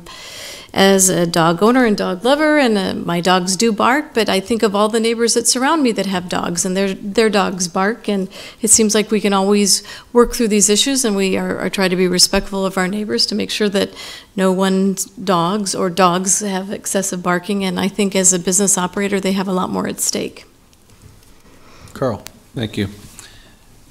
I remember when the applicant came here two or three years ago. Remember that well, and this was something we approved at that time. And in the meantime, while we've been waiting, the area has continued to deteriorate, and there have been opportunities for redevelopment, and nothing else has come forth. And I completely get the conflicts of mixed-use developments. I kind of live with it every day, but it's first in, I think, is what we've got here. We've got a business that's wanting to enter, and they're ready, and they've been approved by the Planning Commission, and I don't see that it's fair to somehow limit their opportunities based upon a maybe. Other comments? Larry? I would just add that mixed-use development is still allowed and possible to come forward. This in no way stops that from happening. It is still very much an area that's ripe for future development, and the success of this business may even enhance the opportunities for additional development. And I think it was helpful to hear in the staff report the amount of investigation that was done by the Planning Commission and the Planning Department into how to ensure that there was recourse if for some reason there were problems. And one of the commissioners said that the barking can be turned on and off actually by the handlers. And I think we heard tonight that if there was excessive barking, that dog would be taken inside. It certainly isn't good for their business if there's excessive noise or potential for nuisance complaints, because I think the neighbors will very much be on high alert. So I very much appreciate the plan that the current business owner has in place to proactively prevent that kind of a conflict from occurring. And then again, if for some reason the current owner doesn't do a good job, there is the possibility of revoking this special permit that allows the 30 dogs, and it would go back to the 3 that are allowed by right. So I'm willing to give it a chance and see how it goes, and I'll support the application. Okay, other comments? I would like to say that many times this council has seen similar situations come forward where a piece of property has been for sale for quite some time. Nobody buys it, and finally someone buys it with a good idea and puts a lot of money into it, and then somebody else says, well, we wish we could have used it for some other purpose. But if they really felt that way, they could have purchased it themselves. And I think there's some respect that is due to the entrepreneur who sticks his neck out. So I will support this because I think you have shown that you're serious about this. So please call the roll. Eskridge? Yes. Gaylor Baird? Yes. Lamb? No. Raybold? Yes. Schob? Yes. Christensen? Yes. Motion carried 5-1. 5-1, yes. Next, our public hearing ordinances second reading are items 19 through 22. We have no ordinances on third reading. Our resolutions first reading are items 23 through 27. And our ordinances first reading are items 28 through 30. Okay. Anyone wishing to address the council on a matter not on this agenda and not planned to appear on a future agenda may do so at this time. Would those of you who would like to testify tonight, please just come up forward and sit on the front row so we can get you right up here and speak as soon as someone vacates the microphone, so. Thank you. And like all the other, please just state your name. Richard Esquivel, 733 West Cummings Street. I guess we can officially say that this council has gone to the dogs tonight. So, my councilman is Mr. Eskridge, and I wish he would show this whenever this information is brought up. I have been up here numerous times on the use of TIF funding. This is not for a specific project. This is just an explanation of how it costs the taxpayer. I'm using an example that the City Council, the mayor, and Dave Landis has given their blessing to give some money, like $13 million, to a specific project. At today's tax rate is $2.3.6758 per $100. Now, to explain TIF, if the property is valued currently at $6 million, the city will continue to apply the taxes to the city, schools, and county. But if we give the $13 million and the project becomes valued at $95 million, that means for 15 years, anything above that $6 million figure is going to be used to pay back TIF. So I couldn't find out what the cost is. I know that the person requesting the TIF has to supply a bond to cover the TIF amount. But a bank has to issue that money based on the bond. And I know the bank's not giving it away for free. I could not find out the interest rate for a project such as this, so I use 4%. And based on a 4% rate over 13 years, and I used 13 instead of 15 because it's going to take a couple years to complete the project. And over that 13-year period, that means that through the tax increment financing, we're going to probably have to pay a bank anywhere approximately $8,750,000 over 13 years. Because this TIF money is given to this person.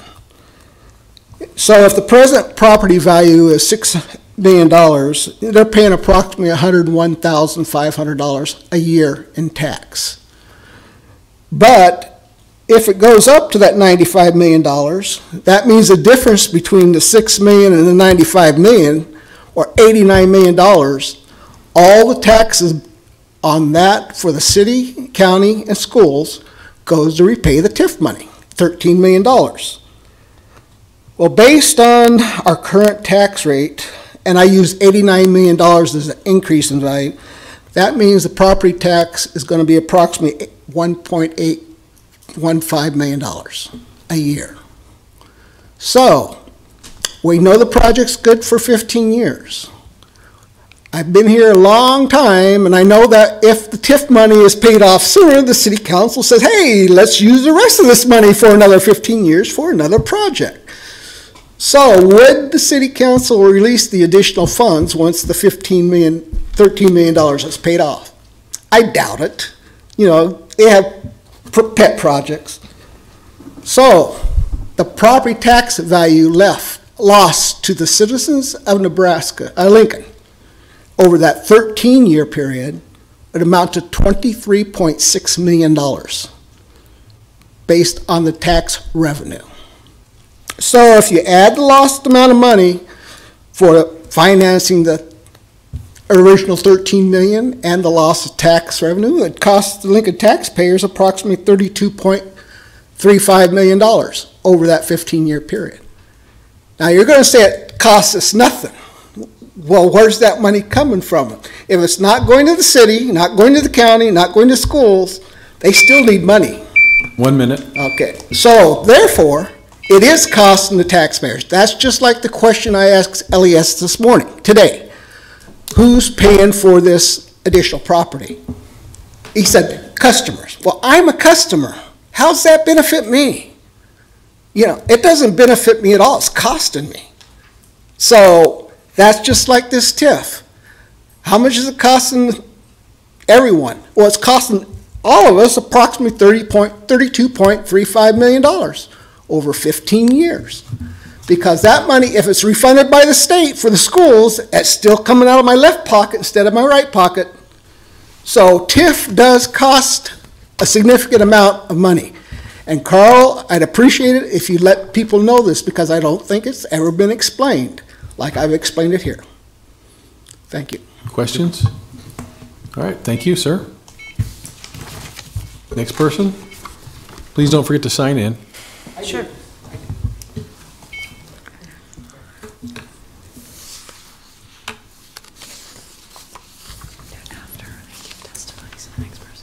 Thank you, council members, for your interest in the Costco chicken plant and your commitment to the citizens of Lincoln. My name is Mary Pfeiffer. I've lived in Lincoln since 1972 when I came here for graduate school. My current address is 3150 South 58th Street. I've been looking into this Costco plant with a group of people who are here tonight for over 8 months. We've educated ourselves in nitrates, poultry-borne diseases, groundwater, and chicken poop.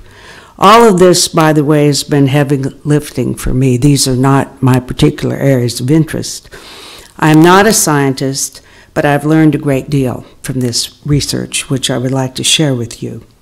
A brief overview of the situation is this. With no citizen approval, nor any kind of environmental impact study, the mayor and city council of Fremont voted to allow a Georgia-owned Costco processing plant to be built south of town. Lincoln's wellheads our wellheads are 25 miles downriver from this proposed plant. This operation will include a feed mill, hatcheries, and 400 new chicken barns spread across 11 counties and housing 43,000 birds in each barn. Costco will manage 17 million chickens at a time and process approximately 350,000 chickens every day. We've never experienced anything like this on a scale in Nebraska. The Johns Hopkins Center has calculated this plant will generate roughly 4 million pounds of waste per day, which is twice the amount of waste from the entire city of Omaha. The waste will include blood, flesh, feathers, excrement, carcasses, phosphates, growth hormones, fecal coliforms, and nitrates. Also, there will be a significant increase in arsenic. These chemicals cause cancer as well as neurological, liver, and thyroid damage. Southeast Nebraska already is the worst area in the nation for Parkinson's disease, and we will see more of this sad disease if this Costco is built. I've had discussions with 2 people from out of state that are relevant to our situation. And by the way, anyone I mention, I can provide a phone number so that anyone on the council can have a discussion with them as well. I spoke to Senator David Johnson. He's from the Northwest Iowa region. He's been a senator for 19 years. All of it has been served on a committee that regulates livestock in the state of Iowa. He is now interested in helping us learn from Iowa's mistakes. His quote to me was, "We learned the hard way." 1/5 of all Iowa citizens now require water that is treated by a denitrification plant, and this is an expensive process. The cost of the denitrification is added to customers' utility bills. He's also very worried about the impact of Costco on our water supplies. His quote on that is, "There is a way to regulate animal confinement areas, but Nebraska is not doing it. It doesn't have adequate environmental standards, rules, processes, or monitoring." I also talked to a man named Stuart Taylor of Elkin, North Carolina, population 4,000. And I contacted him because his area has 2 counties that have had a great deal of experience with chicken processing plants. 1 minute. Oh, he's from a county where Pilot Mountain State Park exists. They had 3 small chicken barns that were ruining the experience in the park. Fewer visitors were coming, and neighbors were losing quality of their lives. So that county organized to fight it and is once again healthy and busy. Next door in Wilkesboro County, allergies and asthmas are up. He said the county had been ruined. A woman has died from a heart attack from pollution related to poultry-borne asthma. The operators are over a barrel and unhappy, and property values have plummeted by 50%. One farmer said, "I would sell the family farm tomorrow if I could find a way to do it, but there are no buyers." The water treatment plant in Wilkesboro had been upgraded by the chicken plant, but couldn't cope. Last week, workers were dumping untreated wastewater into the river system. Let me just skip quickly to our request of the City Council. Well, may I ask Mary some Yes. questions? Thank you. Go ahead. Mary, can you explain, you referenced, well, I have two questions. You referenced the issues going on in North Carolina. What mitigation efforts were put in place once they discovered some of the, I guess, the contamination, or what steps did that municipality take or the county take, or what was the outcome of that North Carolina example? And then I have another question on the reference to Iowa that you made. Yeah, well, what this county that successfully kept chicken production out and limited, and especially away from the Pilot Mountain State Park and that very beautiful area, was a negotiation with local poultry producers and a negotiated setback agreement that gave a lot more protection to the people that lived and worked in that area. The other thing was involved in that negotiation was an agreement to not put more poultry processing plants in the area because that county had such a strong negative reaction from its citizens to these plants.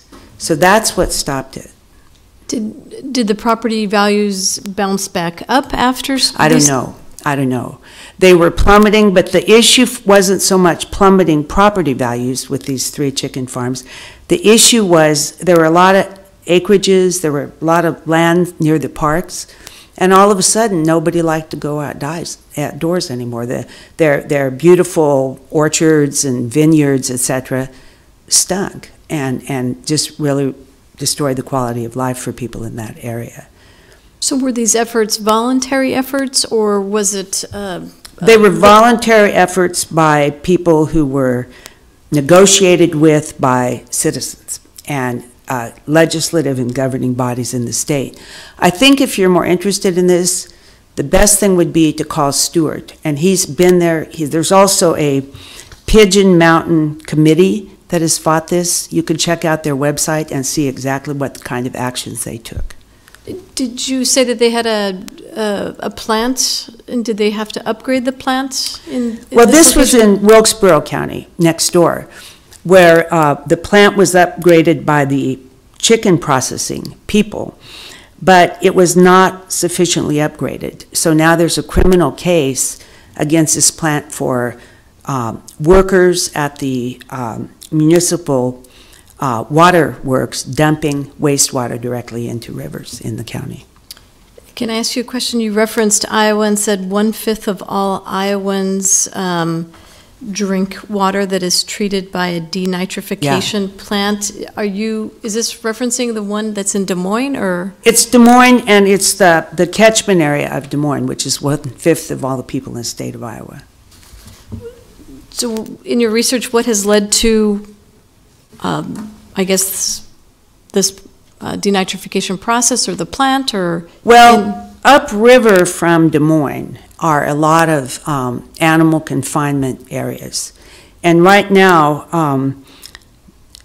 the city of Iowa is in expensive litigation with 3 drainage districts for violating agreements with Des Moines about how much wastewater would be dumped, what nitrate levels would be, etc. And again, this Senator David Johnson would be a very good person to talk to about this. Okay. I have a question. You were about to talk about what you would request the council do. Yes. Could you review that for us, I would please? like to do that.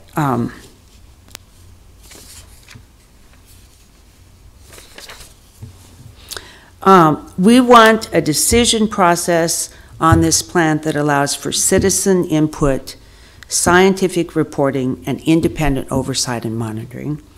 We want the city of Lincoln on record as opposing this plant until fiscal, environmental, and health impact studies can be done.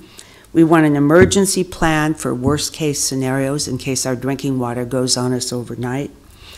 And we would like the city of Lincoln to take responsibility to deal with our legislative system, our regulatory systems, and our governor to actually enact some kind of process that would allow us to protect the people of our state.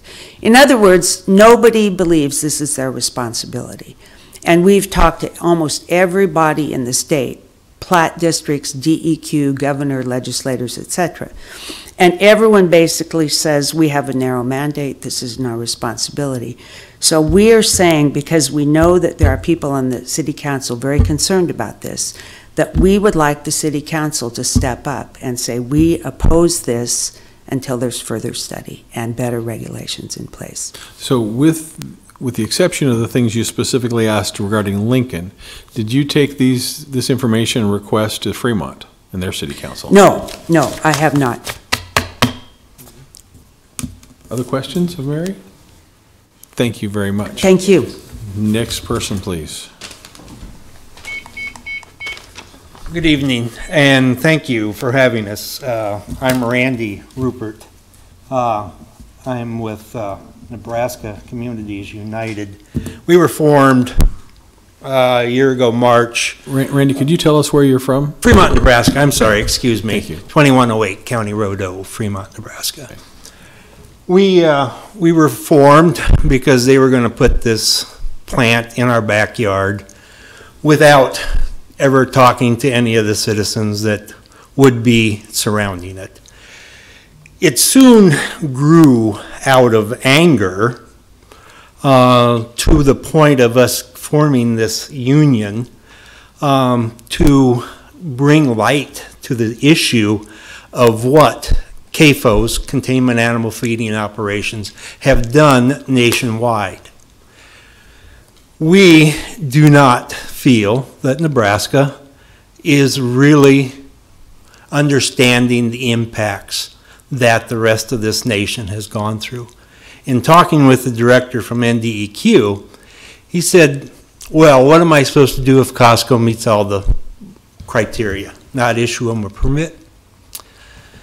My question was back, how many permits are we going to issue under the current standards and then have a crisis on our hands, as in Iowa, as in North Carolina, as in West Virginia, as in Maryland, as in Texas, as in Arkansas, you name it. Every state that has welcomed industrial ag is now suffering from environmental issues.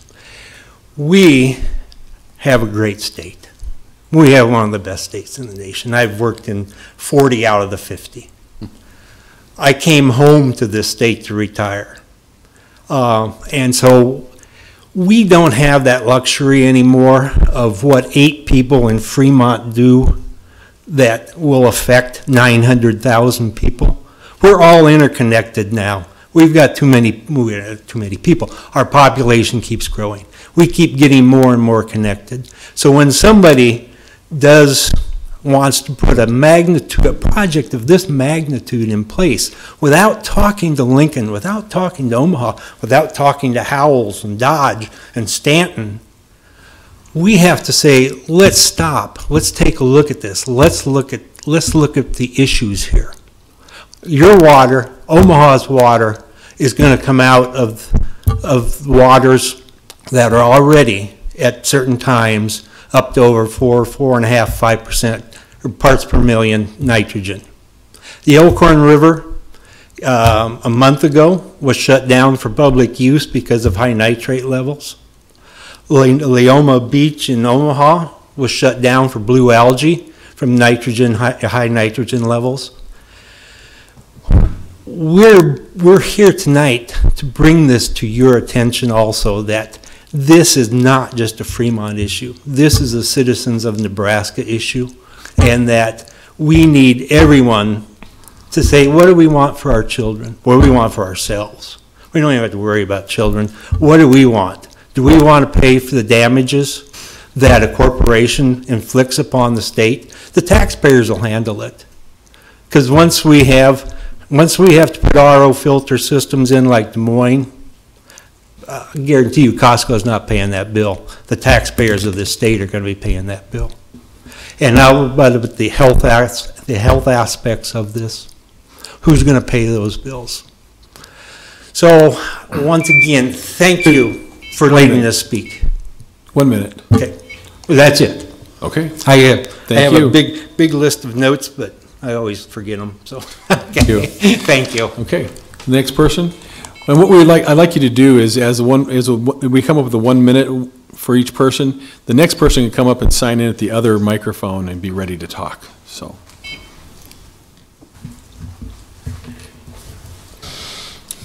You know, I had some questions of Mr. Oh, okay. Rupert, if I may. Mr. Rupert, why don't you come back up? Why don't you come back up?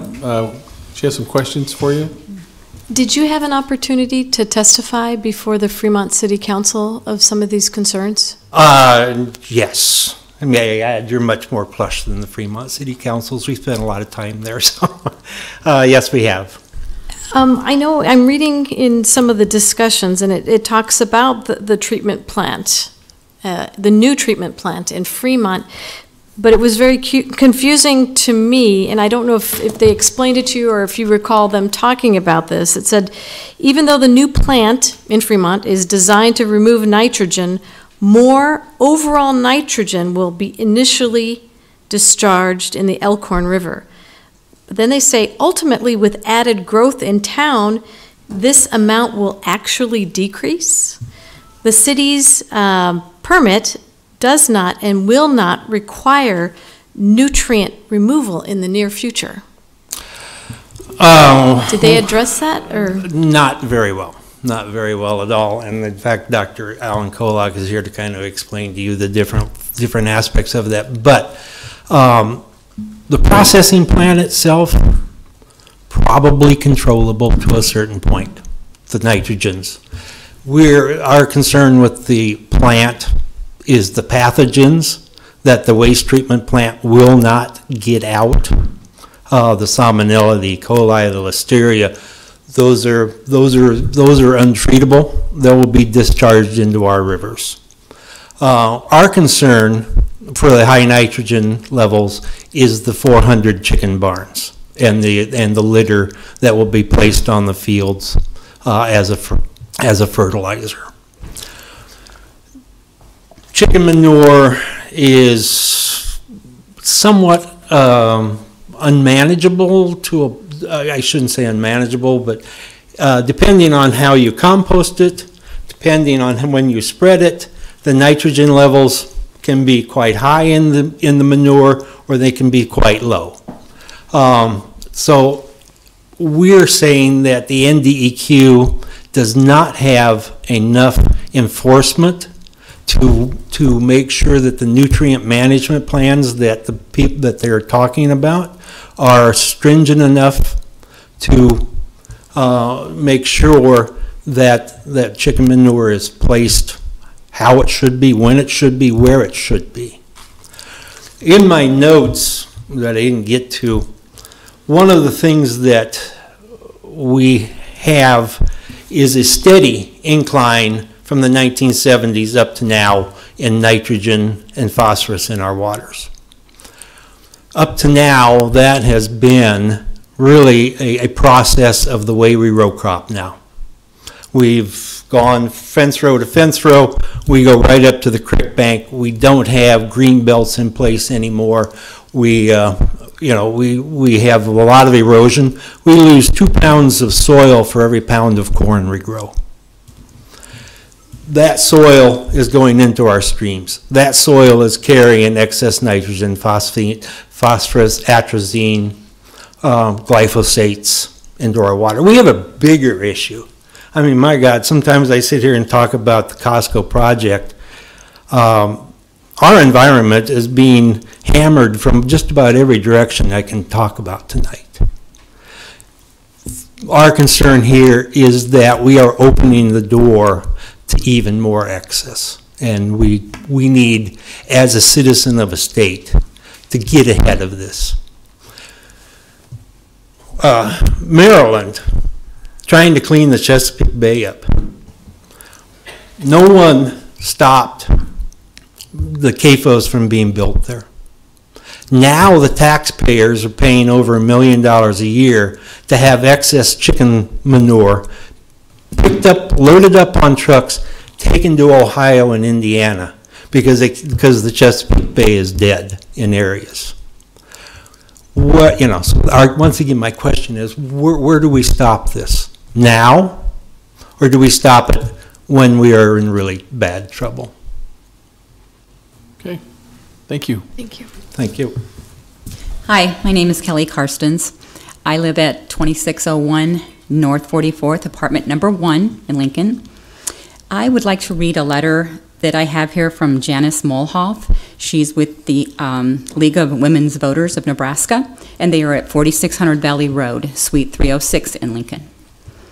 Chairman Christensen and members of the Lincoln City Council, groundwater is Nebraska's most precious resource. In Nebraska, the Natural Resources Districts, NRDs, and the Nebraska Department of Environmental Quality, NDEQ, share responsibility for the quality of groundwater, which is used by most municipalities, including Lincoln. Fremont is located in the Lower Platte North NRD, LPN-NRD. According to their website, since 1985, the Lower Platte North NRD has been monitoring nitrate levels across the district. In certain areas of the district, nitrate levels have already exceeded the health standard of 10 parts per million, and in other areas, contamination seems to be on the rise. This was the major impetus for the creation of the groundwater management area in 1997. Excessive nitrates in drinking water, often linked to irrigated row crop production, can endanger pregnant women and infants by interfering with the oxygen carrying capacity of the blood. Groundwater contaminated with nitrates is toxic to humans. The discharge from the Costco Lincoln Premium Poultry Project and the manure, litter, and waste from the poultry confinement operations that will be spread on irrigated cropland across the watershed raises concerns that the rising nitrate contamination will be further increased. Most of the 11-county area where the poultry barns will be located is already under Phase 1 restrictions for fertilizer application, which includes the amount of organic fertilizer, liquid or dried manure, sludge, or composted organic waste allowed per acre per year will be based on the method of collection and storage, land application method, type of crops or cover crops, soil types, landscape features, source of manure, and previous manure application rates. Fall application of commercial nitrogen fertilizer is prohibited on non-sandy soils before November 1st. Fall and winter application of commercial nitrogen fertilizer is prohibited on sandy soils until March 1st. Our concern is that there has been no comprehensive study of the impact of the year-round application of the UN composted poultry waste and manure have on the already compromised groundwater in the LPN-NRD, which is directly upstream from the City of Lincoln watershed protection area. This is especially a concern during fall and winter when the ground is frozen, and during spring flooding when the commercial nitrogen application is currently prohibited. What protections will be in place to prevent poultry waste and manure from washing into the Platte River and leaching into the groundwater so vital to the City of Lincoln? NDEQ is requiring upgrades to the Fremont wastewater treatment plant, that will remove some percentage of the nitrogen. What is the impact of the 30% to 43% of nitrogen that will not be removed on both the water in the Platte River and on groundwater where nitrates are already increasing? It appears that more study is needed based on the NRD reports. Economic development is important to Nebraska, but not at the expense of careful planning and protection of our most precious resource, uncontaminated groundwater. Thank you, Janice Molhoff, Natural Resources Director. Thank you.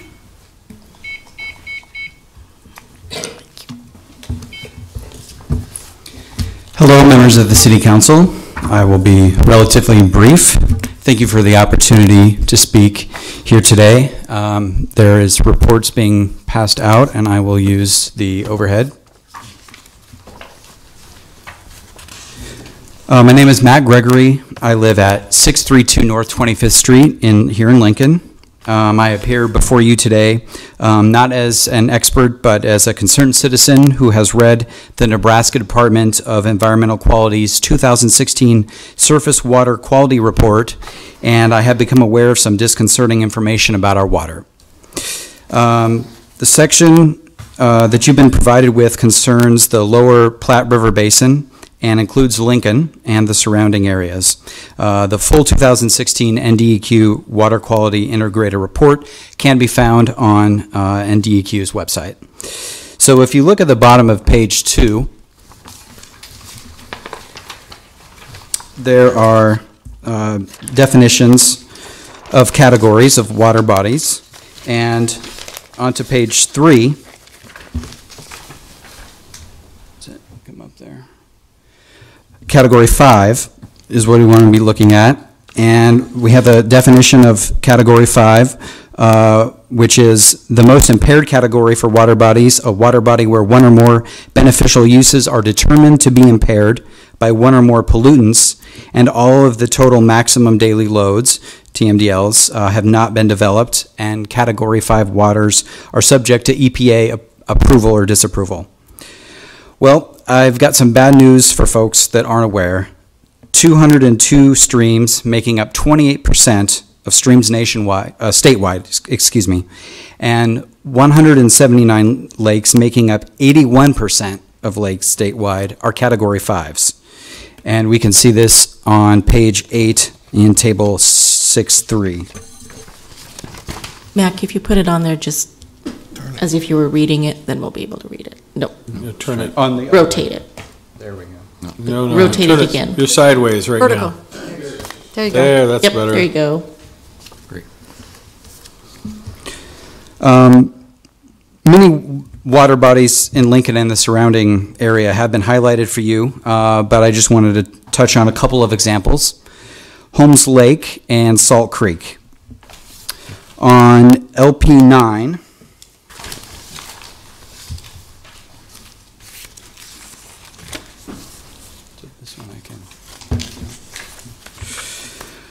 we have Holmes Lake, and that has pollutants of concern including nitrogen, mercury, and phosphorus, which can cause excess algae. On LP 21, excuse me,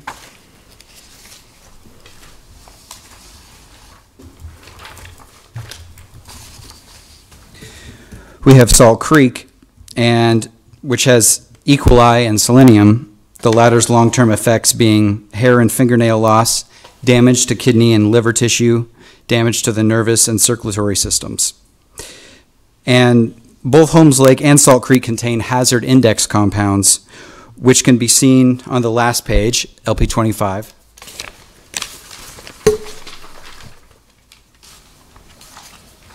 It's the highlighted area at the bottom, and these are full of some very long words that I will leave you to read and pronounce if you would like. The one that jumps out at me is DDT. So if this scale of pollution exists, and NDEQ has so much work ahead of them as it is, we don't want to add an additional 17 million bird chicken farm and the nitrates it will produce to their workload. We need to focus our cleanup efforts on the mess that we've already got. The costs associated with cleanup and its health effects could be astronomical. Discharged waste from the Fremont operation would be dumped into the Elkhorn River just upstream from the Ashland wellhead location that provides drinking water for Lincoln residents. Our water here in Lincoln is already heavily impacted, and we have no room for worsening water quality. The chicken farm may be out of Lincoln city limits, but its effects are not. This is about protecting Lincoln's water. So in conclusion, I call for an independent analysis not tied to special interests such as Costco on the effects of the Fremont chicken farm in order to further understand the impacts on our water, economy, and health. Thank you. Thank you. Questions? Matt, where did you say that people can find this report? On the Nebraska Department of Environmental Quality website. I mean, they just click on it and the report pops up, or do they have to navigate something, or? I'm not sure. I can send you a link. Okay, thank you. Other questions? Thank you, sir. Hello. My name is Alan Kolak. I am the director of the Nebraska Watershed Network out of the University of Nebraska-Omaha. I'm also the director of the Center for Environmental Health and Toxicology out of the College of Public Health at the Med Center. Could you spell your last name for us? Yeah, it's Kolok. Thank you. And tell us your address. It's 2122 South 106th Street, Omaha. Okay. And I've been asked to come here by Graham Christensen and others relative to being, in a way, an expert witness relative to the issues associated with the Costco chicken processing plant and downstream water quality. And the take-home message, if I run out of time, the take-home message is this has the potential to definitely cost the taxpayers of Lincoln money. But let's start upstream, and really, let's start at the location of the processing plant. The processing plant is going to the effluent from the processing plant will be taken care of by the wastewater treatment plant of Fremont.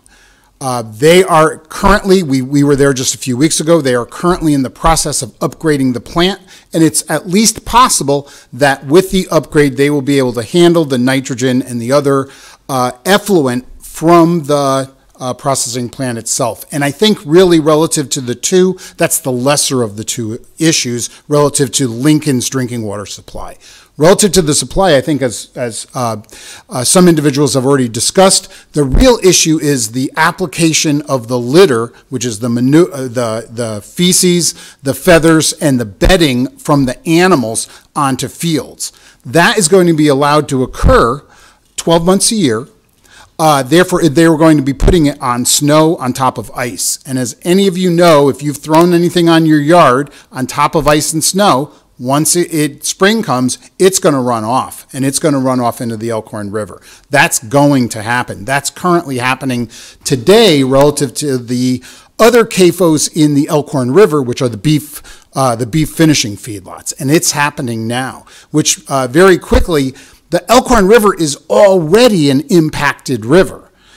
So it's not as if we have the Niobrara, which is a wild and scenic river that's fairly pristine. It's already an impacted river, and we're adding more impact on top of the impact that's currently occurring.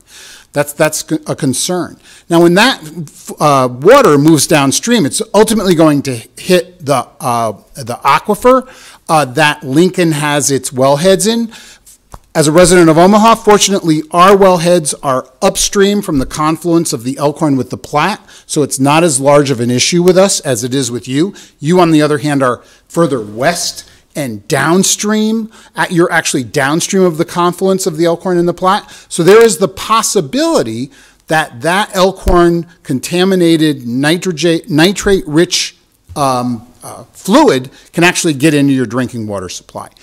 The benefit, which we all as Nebraskans share, is that we live on top of the Ogallala Aquifer, and we basically are living on top of a sand filter. So our drinking water is underneath a sand filter. The sand filter does a reasonably good job of cleaning our water. That's different than what's going on in Iowa because they tend to drink surface water. It doesn't mean there isn't a problem. What it means is that we have a natural filter that's helping us. We take advantage of that. I know for a fact Omaha remediates based on the time of year. Again, thinking about spring being a really disconcerting time. Omaha remediates what wellheads they take water from based upon the time of year. In spring, they move the waterheads further away from the main basin of the river because they don't want that contamination. So the question is, you're playing Russian roulette, right? You're playing Russian roulette with this idea of, is that sand filter going to remediate the problem? I can't say that it is. I can't say that it isn't. It needs to be studied. And I think as a city council, you need to have concern about that. Very quickly, what are the concerns? What has been mentioned already: nitrates, carcinogenic, steroids, pharmaceuticals that they're going to be giving those chickens. There are serious public health concerns, so that Lincoln may wind up in the inevitable situation where you either have to remediate, and you can talk to Des Moines about how expensive that remediation is, or you're going to be dealing with increased health costs. And you don't want a bunch of people sitting in here in city council that have leukemia or other adverse health outcomes from those high nitrates and that ultimate cancer concern. So I implore you, I would strongly encourage that you at least illustrate your concern relative to the processing plant. Dr. Kolak, thank you very much for coming. You know, we've read some reports where one report says organic nitrogen is less mobile in soil and is considered a safer source of nitrogen for crops. But is that true, like you mentioned, that in the winter months it just sits on top? And what about runoff situations if we have heavy downfalls or torrential rains that we've been experiencing certainly in 2015? What happens to those nitrates at that point in time? Two points I'd just like to address relative to that very quickly. The first is that nitrogen is a chemical that's involved in other organic molecules, and it changes form, right? So bacteria in the environment will change the form. So it can be an organic nitrate in the form of the chicken poop or cattle poop initially, but when it gets into the water, that can run from ammonia to urea to nitrates to nitrites, depending on how it's being interacted upon relative to the bacteria. Very, very different. DDT was brought up before. Very, very different with DDT. DDT is always DDT as it moves downstream. Nitrate changes form as it moves downstream. So organic nitrate is not always organic nitrate. So that's part of the issue. The other point that you brought up is that we have a station on the Elkhorn River right outside Omaha. We've been monitoring the Elkhorn River for the last 6 years, not so much with nitrates, although we're starting to. We're monitoring for organic chemicals, basically pesticides. And every time in the spring we get a strong rainstorm, pesticide spike. I'm absolutely convinced the same thing's happening with nitrates. So it is in the springtime, it is a discharge-driven system. You get a rain, you're going to get it in the system. And again, if you think about it from the drinking water perspective, right, you may be below EPA concerning standards. Then you get a rainstorm, and you may go 100-fold over standard, and you may be 100-fold over standard for a few days, and then come back down. Well, what does that do to the drinking water supply? And really, for an old guy like me, maybe it's not that big of a deal, but definitely for pregnant women, it's a real concern, both relative to the pesticides and relative to nitrates, relative to a developing fetus. So again, I think it's a ticking time bomb that. You're hoping that the sand filter does its job. Is there unequivocal evidence that it will do its job? No, there isn't. So you're playing, in a way, you're kind of playing Russian roulette with the drinking water supply of Lincoln. So you said that you have, or University of Nebraska has a monitoring station, but does NDEQ have a monitoring station? And how often do they monitor? Do they take samples? Do they analyze them? Do they have the staff to do that? And what about the 400 to 500 producing barns? Are they going to have monitoring stations at each one of those? That's a really good point. And and since the chicken processing plant is still to be developed. Let me just give you an analog from the beef CAFOs, the beef animal feeding operations around the state. There are literally thousands, if not tens of thousands, of those feeding operations across the state of Nebraska. They all need to be regulated because they all have animals depositing material on the surface which can potentially run off. This information is a little bit old, and I may defer to my colleagues, but the last time I checked, they had 2 individuals that monitored for the DEQ statewide. So that kind of gives you a cost-benefit analysis, right? It's not that the DEQ is not doing their job; they're just understaffed and not really capable of doing the type of regulation that you might think that you might just inappropriately think is de rigueur. They're just not doing it. What type of testing would you recommend that they put in place for the producers, or what is the obligation of the producers to make sure that they contain any runoff or prohibits that fertilizer that's sitting on the soil from running off? And that's another hour conversation, because I mean there's a number of different remediating. I mean the very simple answer to that question is if you put in buffer strips so that you have a strip of cultivated land between the crop or where the area where the manure is being sprayed and the river. That can help enormously. However, you're asking then the farmers to take that money of that cultivated area out of their pocket and put it into something else, and that's a tough sell. I'm not saying that shouldn't be done. I'm just saying that becomes politically very difficult to initiate. So have they talked about remediation efforts or good agricultural practices to help contain or control any runoff for all these producers? I mean, it depends on and I'm not trying to be evasive to the answer, but it really depends on when you say they, who you're talking about, they are.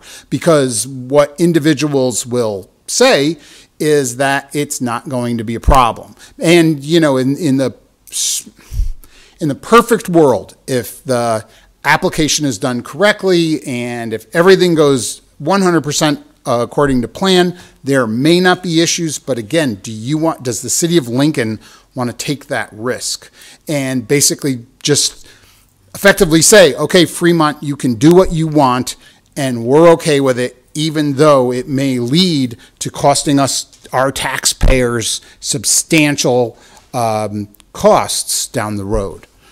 Well, they talked about having third-party inspectors be hired by the farmers, the producers, working in conjunction with the plant to certify that that individual farmer has safe practices and has put in place all the environmental mitigating efforts that would certify that they're doing a great job. Is that likely, or who's setting the standards? I think the question would come, in a way, the question would come back to you as city council members. Is that a risk that Lincoln is prepared to take relative to the safety of your drinking water? And is that a risk that you're all willing to take? And I think that's kind of where it comes down to. And personally, in my professional opinion, it's without, it's not really worth the risk. It's just not worth the risk.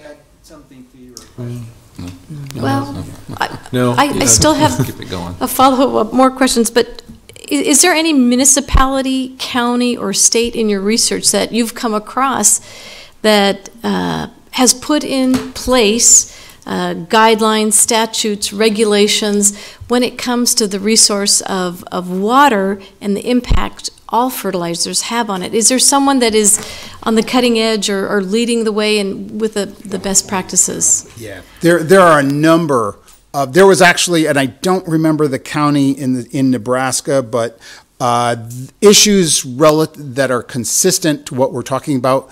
have been dealt with other counties within the state of Nebraska relative to swine CAFOs. And there has been limitation on the number of swine barns and the size of swine barns that have gone into counties for the very reason that we're talking about, relative to water relative to the water, the safety of the water, of the drinking water. So yeah, and that's just within Nebraska.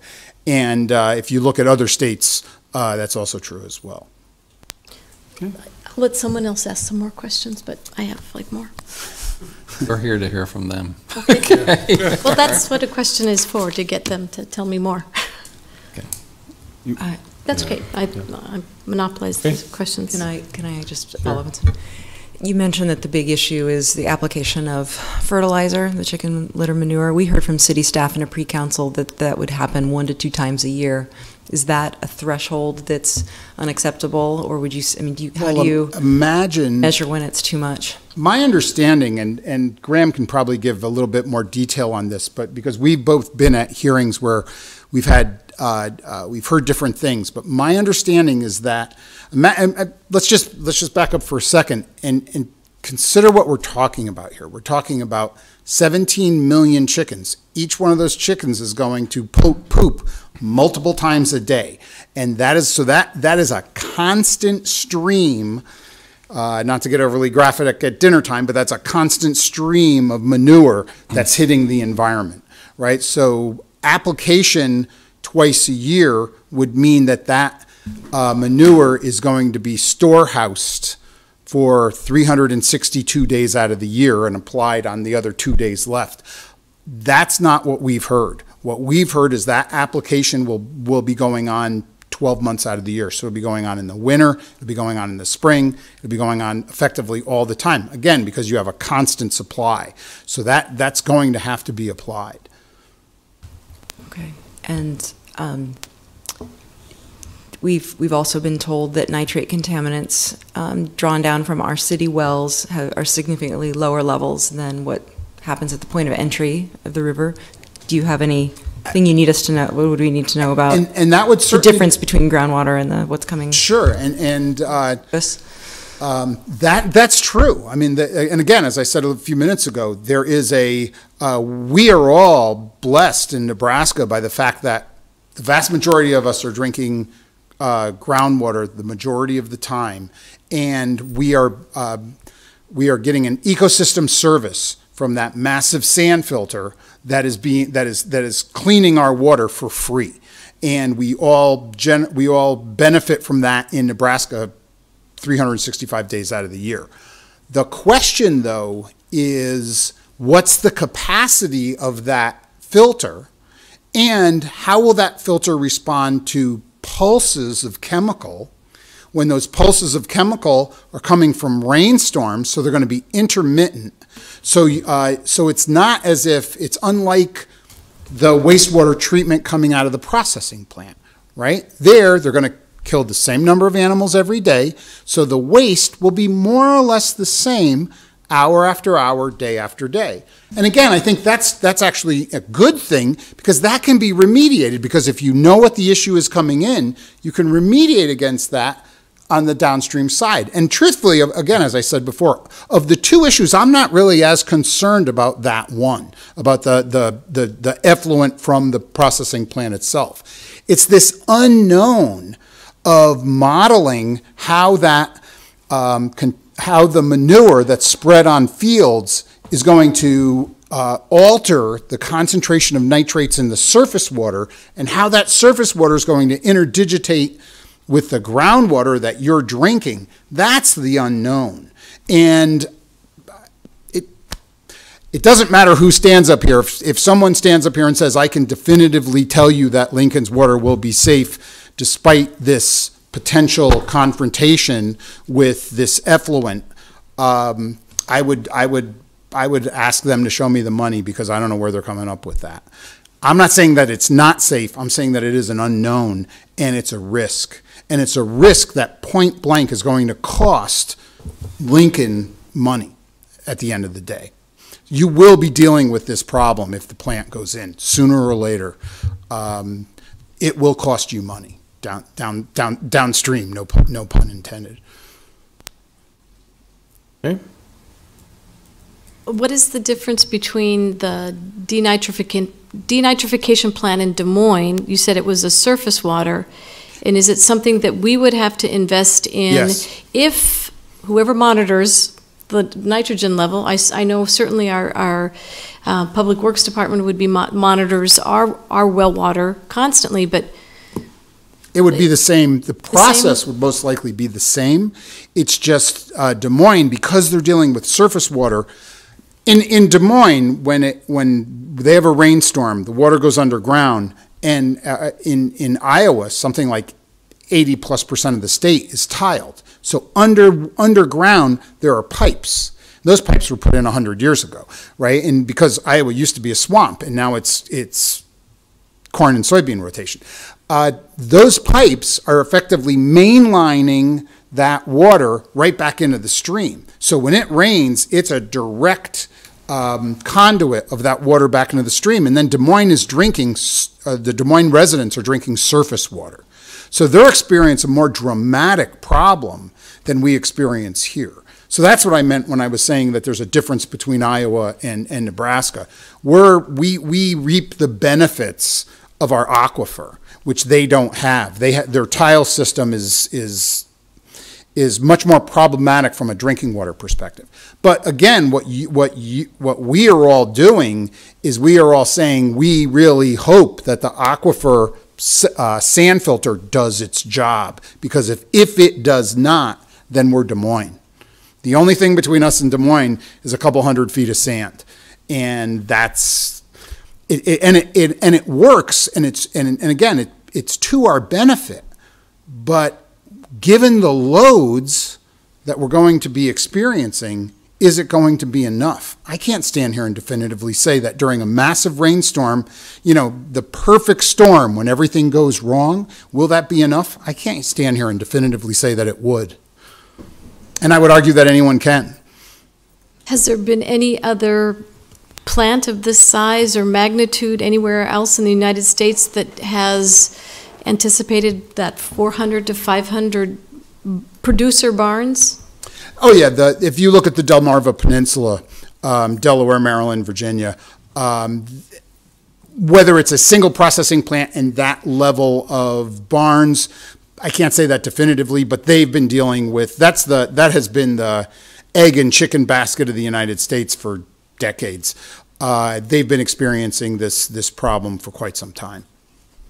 So who establishes the regulations? Are they federal regulations or are individual states? Relative to groundwater, relative to land application of surface water, there are effectively no real regulations on a federal level.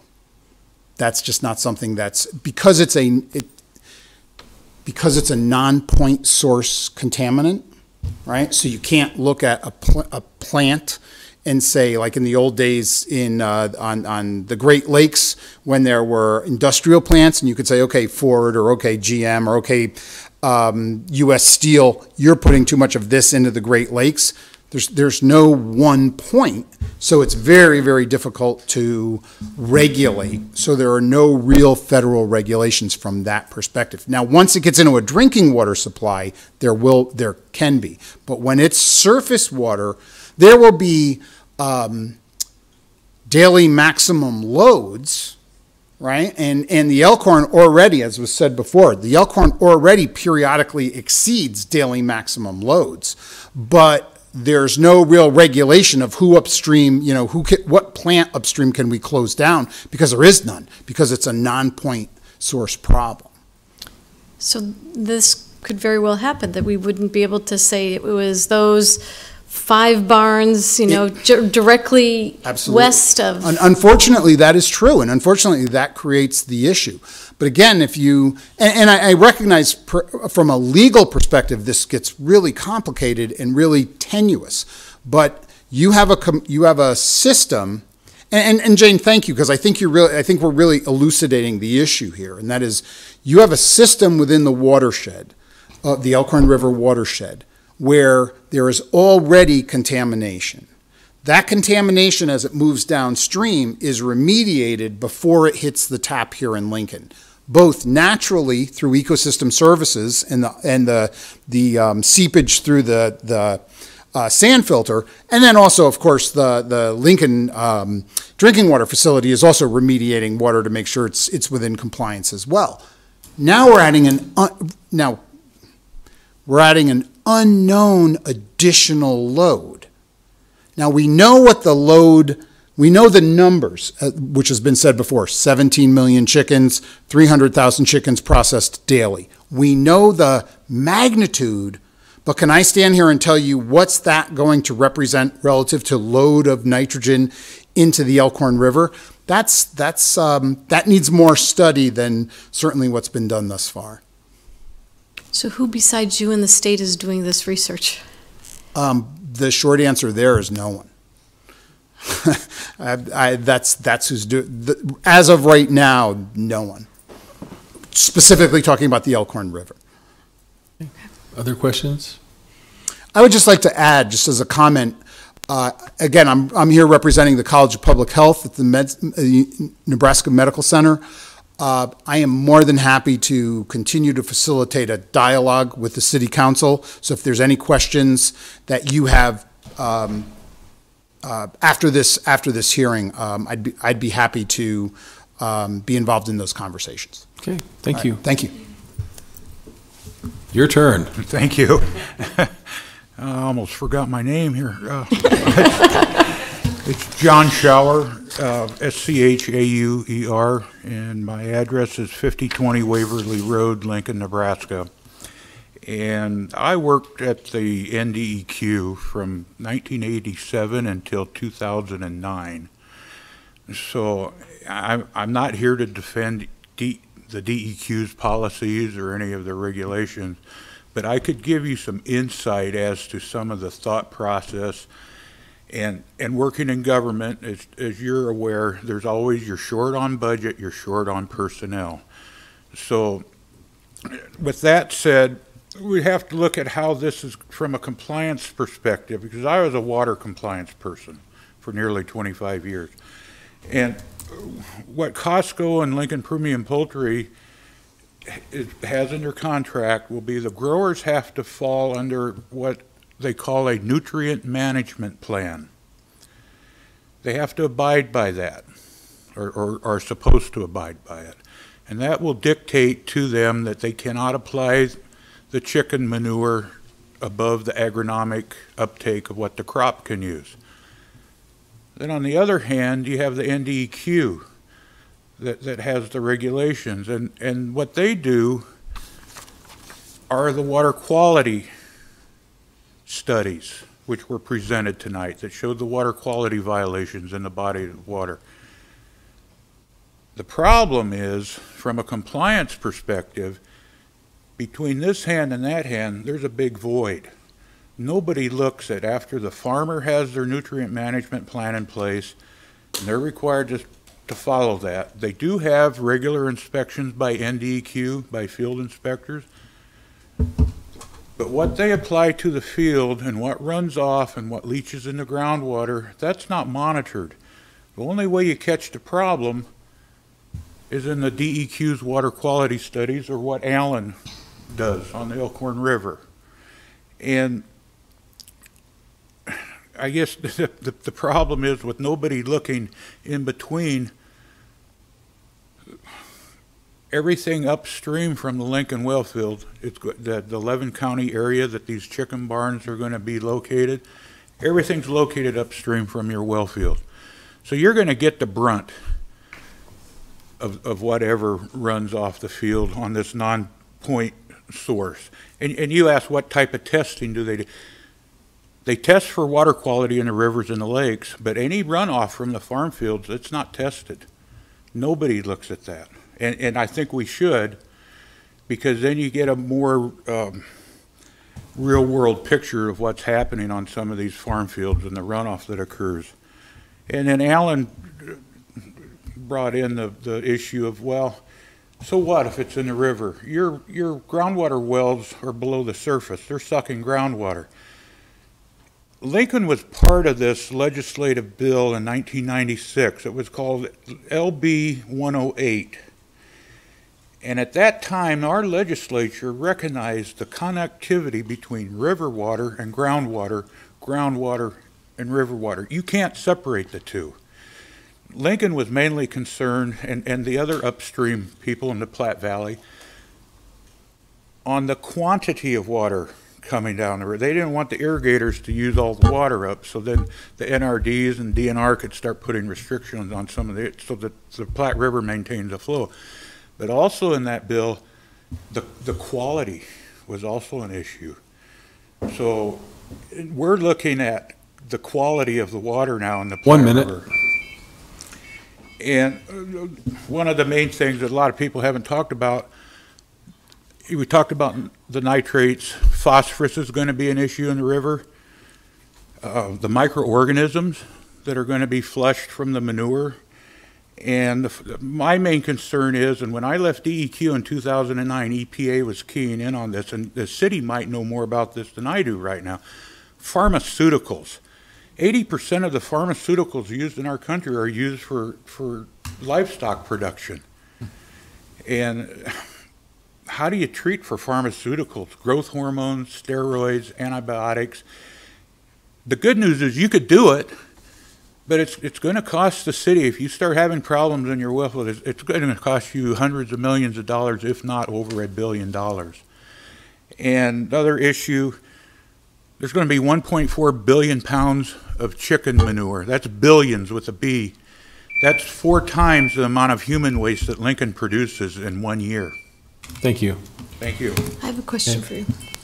Can you tell us a little bit about NDEQ and their staffing and their capabilities? I think Dr. Kolak said that there's only 2 representatives that handle the state, but... When I left DEQ, we had our water quality division, and inside that was surface water. And we had about 5 people that did, 1 did lakes, 2 did rivers. In the summertime, they did hire interns to help out on the water testing. And there could be up to 5 or 6 interns during the summertime that helps on the water testing. So they talked about third-party inspectors for the producers. What is your opinion about the third-party inspectors? That's the fox watching the chicken coop. Anybody that Costco or the farmer would hire to oversee them is the fox watching the chicken coop. It has to be an independent third-party inspector. And you know, if it's DEQ, but I'm going to warn you right now, at DEQ, there's political vices that you get squeezed between Grow Nebraska and the environmental end of it. So it really, you know, unless there's a group that gets together and actually goes out and looks at the water quality and looks at the runoff from the fields, that would be the best solution. But with Costco and the farmers hiring somebody, that's I would, as a compliance specialist, ex-compliance specialist, it'd be the fox watching chicken coop. Or wait, fox watching the hen house. Yeah. Is there any requirement currently in the books that if when there's a runoff that they monitor? So if they have a heavy torrential rainfall north of Fremont, do they test it? Because I know when you do construction, you know, if you have X amount of inches of rain and you do your mitigation, stormwater management plans. Yeah, you have to have someone on site, your engineer. You're aware that City of Lincoln is under SM4, stormwater management. The cities do. Farmers don't. And I don't know if that's because there's a big farm lobby in the United States. DEQ only works on federal regulations that come down the pike from the feds. So it's nationwide. The non-point source pollution is not monitored. But it should be. I mean, you get a real world picture then of what's happening. And another thing, I would invite all of you to come to some of our meetings in Fremont. I think it'd be beneficial. We've been talking about this for over a year now. And the only reason I got drug into this whole mess was they were going to build the original processing plant north of Fremont, right next to our farm. And we knew nothing about it until it was already set in stone. And that somewhat upsetting. But I don't have an issue with the processing plant. It's mainly the CAFOs. Okay. Thank you, sir. Thank you. Good evening, and thank you, members of the council, for your patience in listening to this and being here this evening. My name's Ken Winston. My address is 4021 Terry Lane, and I guess I'm just going to talk briefly about a couple of things that haven't been talked about tonight. Well, first of all, the big question is, why should you care about this? And I think that's been addressed by several other people who've spoken before me, so I don't think I need to address that. But the real question is, what can the city of Lincoln do, and what can the members of the city council do? And that's something I've been thinking about a bit, because I've been around the legislature and been around policy making for the last 35 years. And so I know that basically that the DEQ is going to do what they're ordered to do, what they're required to do under law. And so, and if a plant meets all the requirements of law, then they're going to get their permit, as someone said. But that, I think, still does not alleviate the potential of action. And I think that there's an opportunity for the city council, for the city of Lincoln, to send a message to the DEQ and to send a message to the governor stating your concerns based upon the things that were discussed tonight, so that you're on record raising the issues that were raised tonight about the potential for contamination of your groundwater, the potential of the cost to the city, to the potential cost to the people of the city of Lincoln. So those kinds of things, I think just going on record is a very important step that the city of Lincoln can do. And asking that there be a moratorium. Now, I don't know if they will do that, but I think you can ask for a moratorium. You can say, these issues need to be addressed. The kinds of studies that Dr. Kolak is talking about, they need to be done before we do this.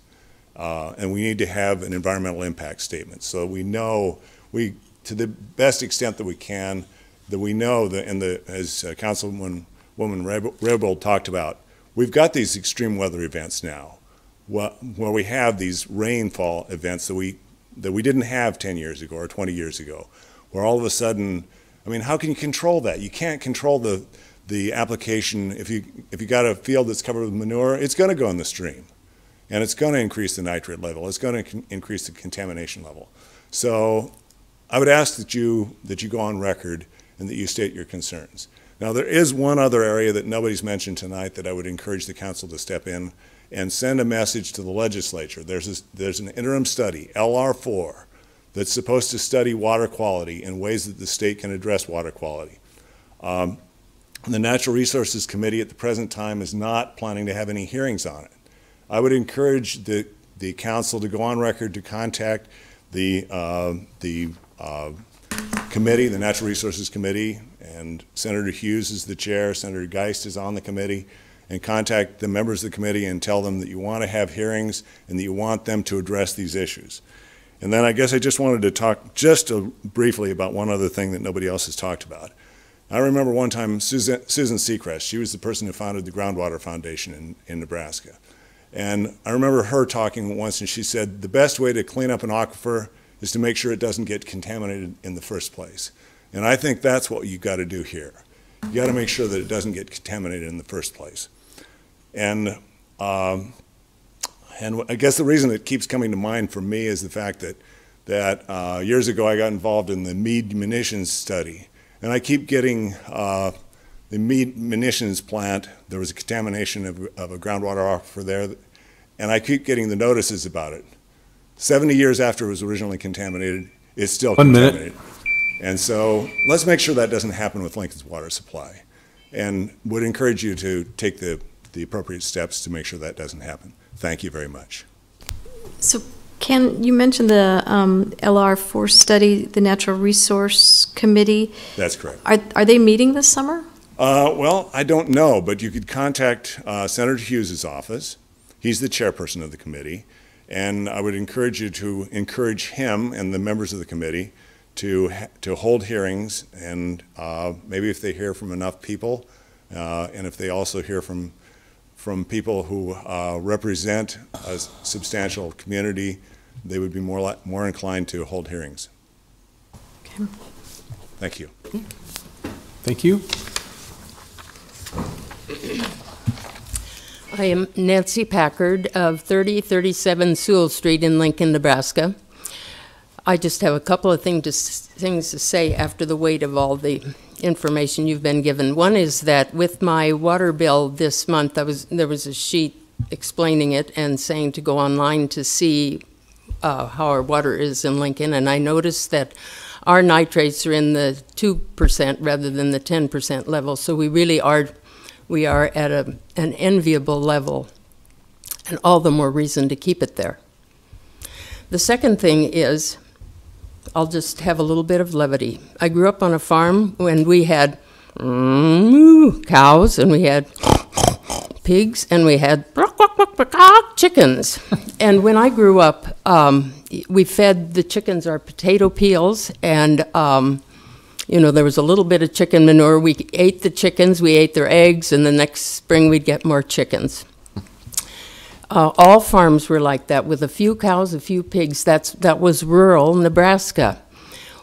Probably 40 years later, when I was living in Hastings, you know, the munitions depot in Hastings has big Quonsets, and underground in one of them, they were raising hogs. It was such a stench at certain times of the year, in the spring when it was moist. And also I remember that people had to be careful of the boots they wore because of the contaminants there. I think it was that they not somehow spread diseases among the hogs. Later on, I lived in an area where there was a hog plant probably 4 miles away, and the, you know, certain days you'd really smell the hog plant. Now I drive to Sutton each Sunday, and I drive past a cattle. What it is a manure hill with cattle, more and more and more cattle. My point is that we've very rapidly gone from a pretty rural state with manageable effluent and recycling of all that to a condition where it's just terrifically important that we stop and take action. I really think this is a once-in-a-lifetime opportunity to stop something that could be catastrophic for Nebraska. People keep saying it's going to cost us to clean the water in Lincoln. Well, not only that, it's going to cost us population. Who wants to move to a city? Who wants to thrive a city where your water is contaminated? So we all have to be caretakers just starting right now. It couldn't be more important. Thank you. Thank you. Questions? All right.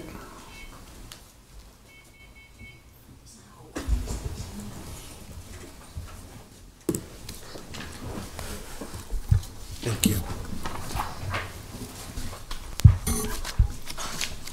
Hello, my name is Graham Christensen, spelled like Chairman Christensen, and correct way. The correct way, S-E-N, like that. Thank you, City Council members, for listening to this discussion. Councilwoman Raybould, we have had a long track record of trying to kind of get some of these questions answered from folks in Costco and through the city of Fremont, through the public process. But you had asked some questions on that earlier, and some of the issues that we have had in engaging is that only on specific agenda items were we allowed to be able to speak, even at the big events that were held, particularly on this issue. So when folks would go up and talk about the issue, their questions were not answered. There was no back and forth. There was no human engagement or communication in any of these processes throughout the way, which has caused us, to be here and still not have a lot of these questions answered. What you're looking at right now is a map, just so we have a little bit better of a visual about what's going on here. And yeah, and vertical. There you go. And so you can see here kind of where the plant would be located, the processing facility, the feed mill, the hatchery, where the wastewater treatment facility is, and where the wastewater treatment facility, after it is renovated, will push excess waste into the Elkhorn River. And then you can see also you have the Platte River to the west of the Elkhorn River there, and where they merge down by just on top of Ashland, which is where Lincoln gets its drinking water from. What you're looking at potentially is several different areas of impact, as have been talked about quite a bit already today. But even Lincoln Water admitted that there would be some sort of impact on the river when they spoke. I think they said there something like shouldn't be a significant impact, which means there's going to be something. And what they were assuming is that we would replace the fertilizer that's being used and applied on all this area up here with all of this chicken litter, and that's an assumption that I don't know is completely accurate either. So we'd have to do that perfect replacement to be able to make sure that we just let the contaminant levels raise a little bit, and that's a serious question. If you were to turn the page, I think what you're going to see is the Platte River near Lashera, so that's the first nitrate testing location for the United States Geological Service just south of Fremont there. That would be the first reading that would come into that area. And you can see just quickly, they're at 4.5 milligrams per liter, which is a 1-to-1 to that parts per million we always talk about. 10 parts per million is what the EPA level says is the standard for safety and health. But then turn the page again, and you can look at the Elkhorn River is another USGS nitrate testing station by Waterloo. So that, once again, is ahead of this merger area. And you can see it's already spiking up to 8 parts per million in the water in that area. A year ago when I pulled this information, it had hit 9 parts per million, so we're getting to fairly high levels. And if you were to look at Mr. Gregory's report further, you would notice the Elkhorn River is a Category 5, which is the most impaired that our waterways can be according to how our state looks at those things, and also so is the Platte River. They're both Category 5s. So you have 2 Category 5s merging together, and when the Elkhorn and the Platte meet, that's the third chart that you have.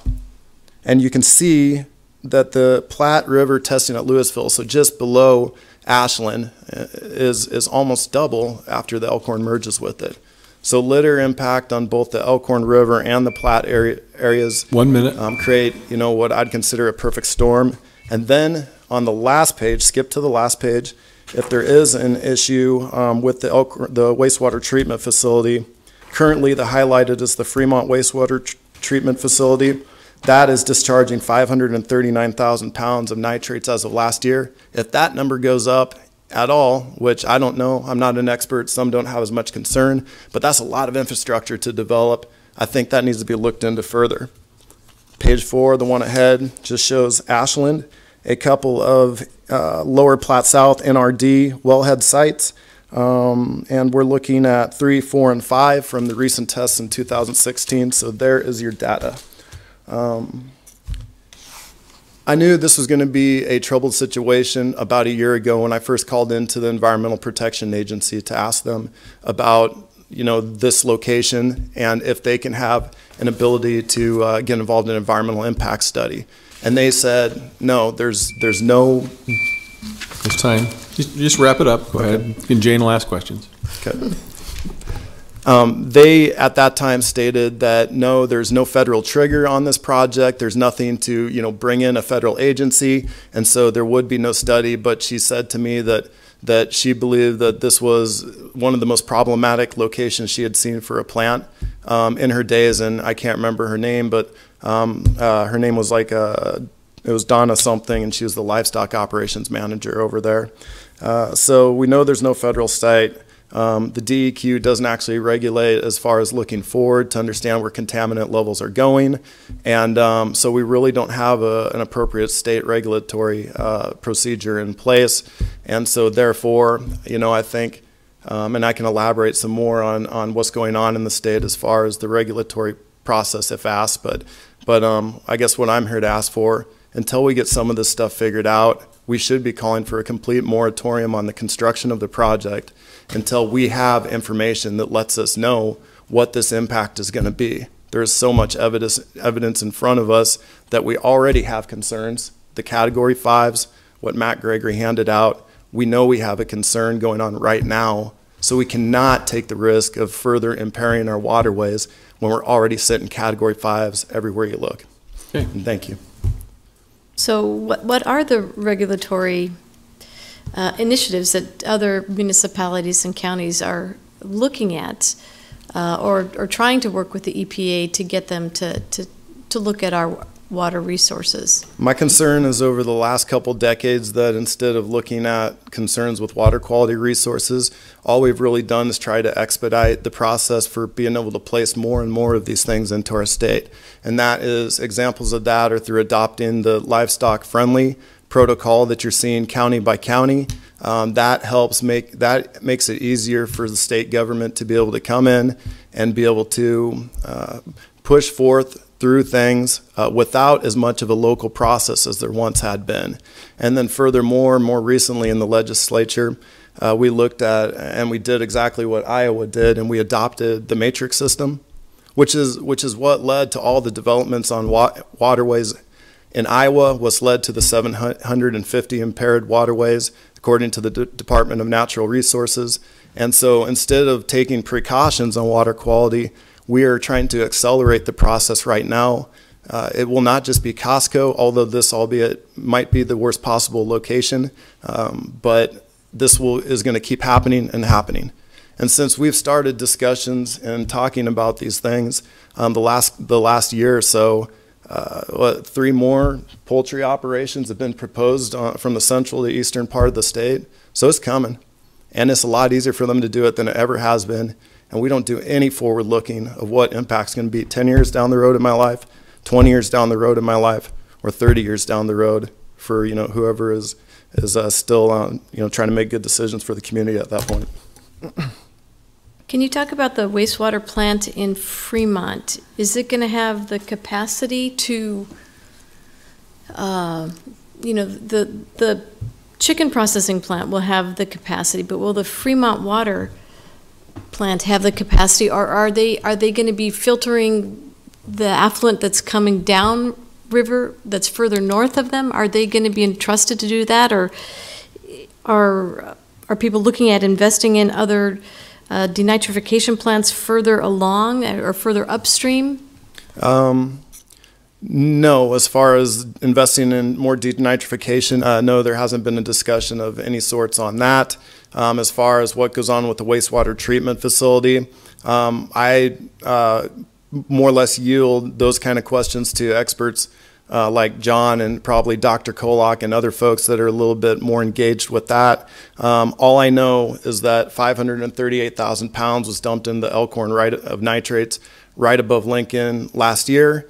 And when I approached the director of the NDEQ and asked him, if this number was going to go down, I did not get a response. I asked him what the process would be to figure that out. He was not able to answer that. And furthermore, when we talked about what we can do, I was just told that you have to get involved with the state because we just do what we're doing or what we're told to do, and that's all we'll do. And so I don't anticipate there's going to be any extra measures whatsoever in this process. Do the producers in all the different barns, do they understand the requirement or expectations of them? And are they prepared to deal with the production that they're going to be faced with? The one thing that I can say is, one of the things that I could say would be a step in the right direction, is that they do have a nutrient management plan in place, which will give the farmer some sort of guidelines, even though the state doesn't mandate them to do that. So that's not even mandated, but they went forth and did that anyway. However, my concern with that becomes having interests that are hired by the interests that want to profit off of this project be carrying out the checkups to make sure the litter is in compliance with these standards. My belief is that DEQ should have ample staff and appropriate funds to be able to deal with this. This is something the state should look at.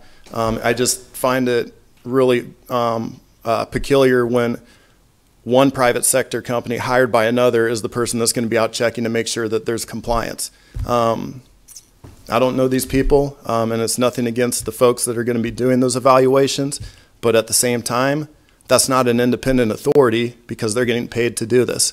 So we need to back up before we do more of these kind of things and have a serious discussion on how we ensure that we're protecting our waterways from real third-party independent folks to do these kind of analysis. It's just not set up in place in our state regulatory facility to have anything to do with protecting our waterways. I know Ken mentioned contacting Senator Hughes and Senator Geist, but I know that there's a public notice about the construction of the plant itself, and do you know about the public comment period, or? The air quality comment section is just fired up. We haven't had time nor resources to be able to look at what impacts there will be to the water quality, except for the little bit that we were warned through the Johns Hopkins University research letter regarding the water and the wastewater treatment. And there's not even a public meeting that's guaranteed out of that unless they get enough input from that. Otherwise, it's just comments that float in. And obviously, we are talking about we don't know this today, so that's a little bit problematic. Second of all, the wastewater treatment facility, that application is in. Those processes, or that notification will be being delivered to us shortly. There will be a chance yet to engage on that. Hopefully we can get ample engagement on that to have a larger public gathering where we can discuss some of these things with the Department of Environmental Quality. I commend Senator Carol Blood for pushing forth LR4 to the Natural Resources Committee. There has been folks from all different areas of the state that want to see us take a statewide look. This is the first step to getting some of these comments, remarks, and information in front of the public body, in front of the state legislators. This is an important first step, but the dialogue that's been coming back right now, the most current dialogue is that Senator Hughes, the chairman there, has said that they are presenting information to their legal counsel, their legislative legal counsel, or maybe their committee legal counsel, and they're going to be reviewing it, and that's what I've heard as the latest. I don't know what that means. Before then, we were told there was no chance it was going to be heard this summer. So that'd be unfortunate if we can't have a further discussion beyond Lincoln, though we know we have, a lot of things to talk about right here. Thank you. Okay. Would anyone else like to testify? Thank you.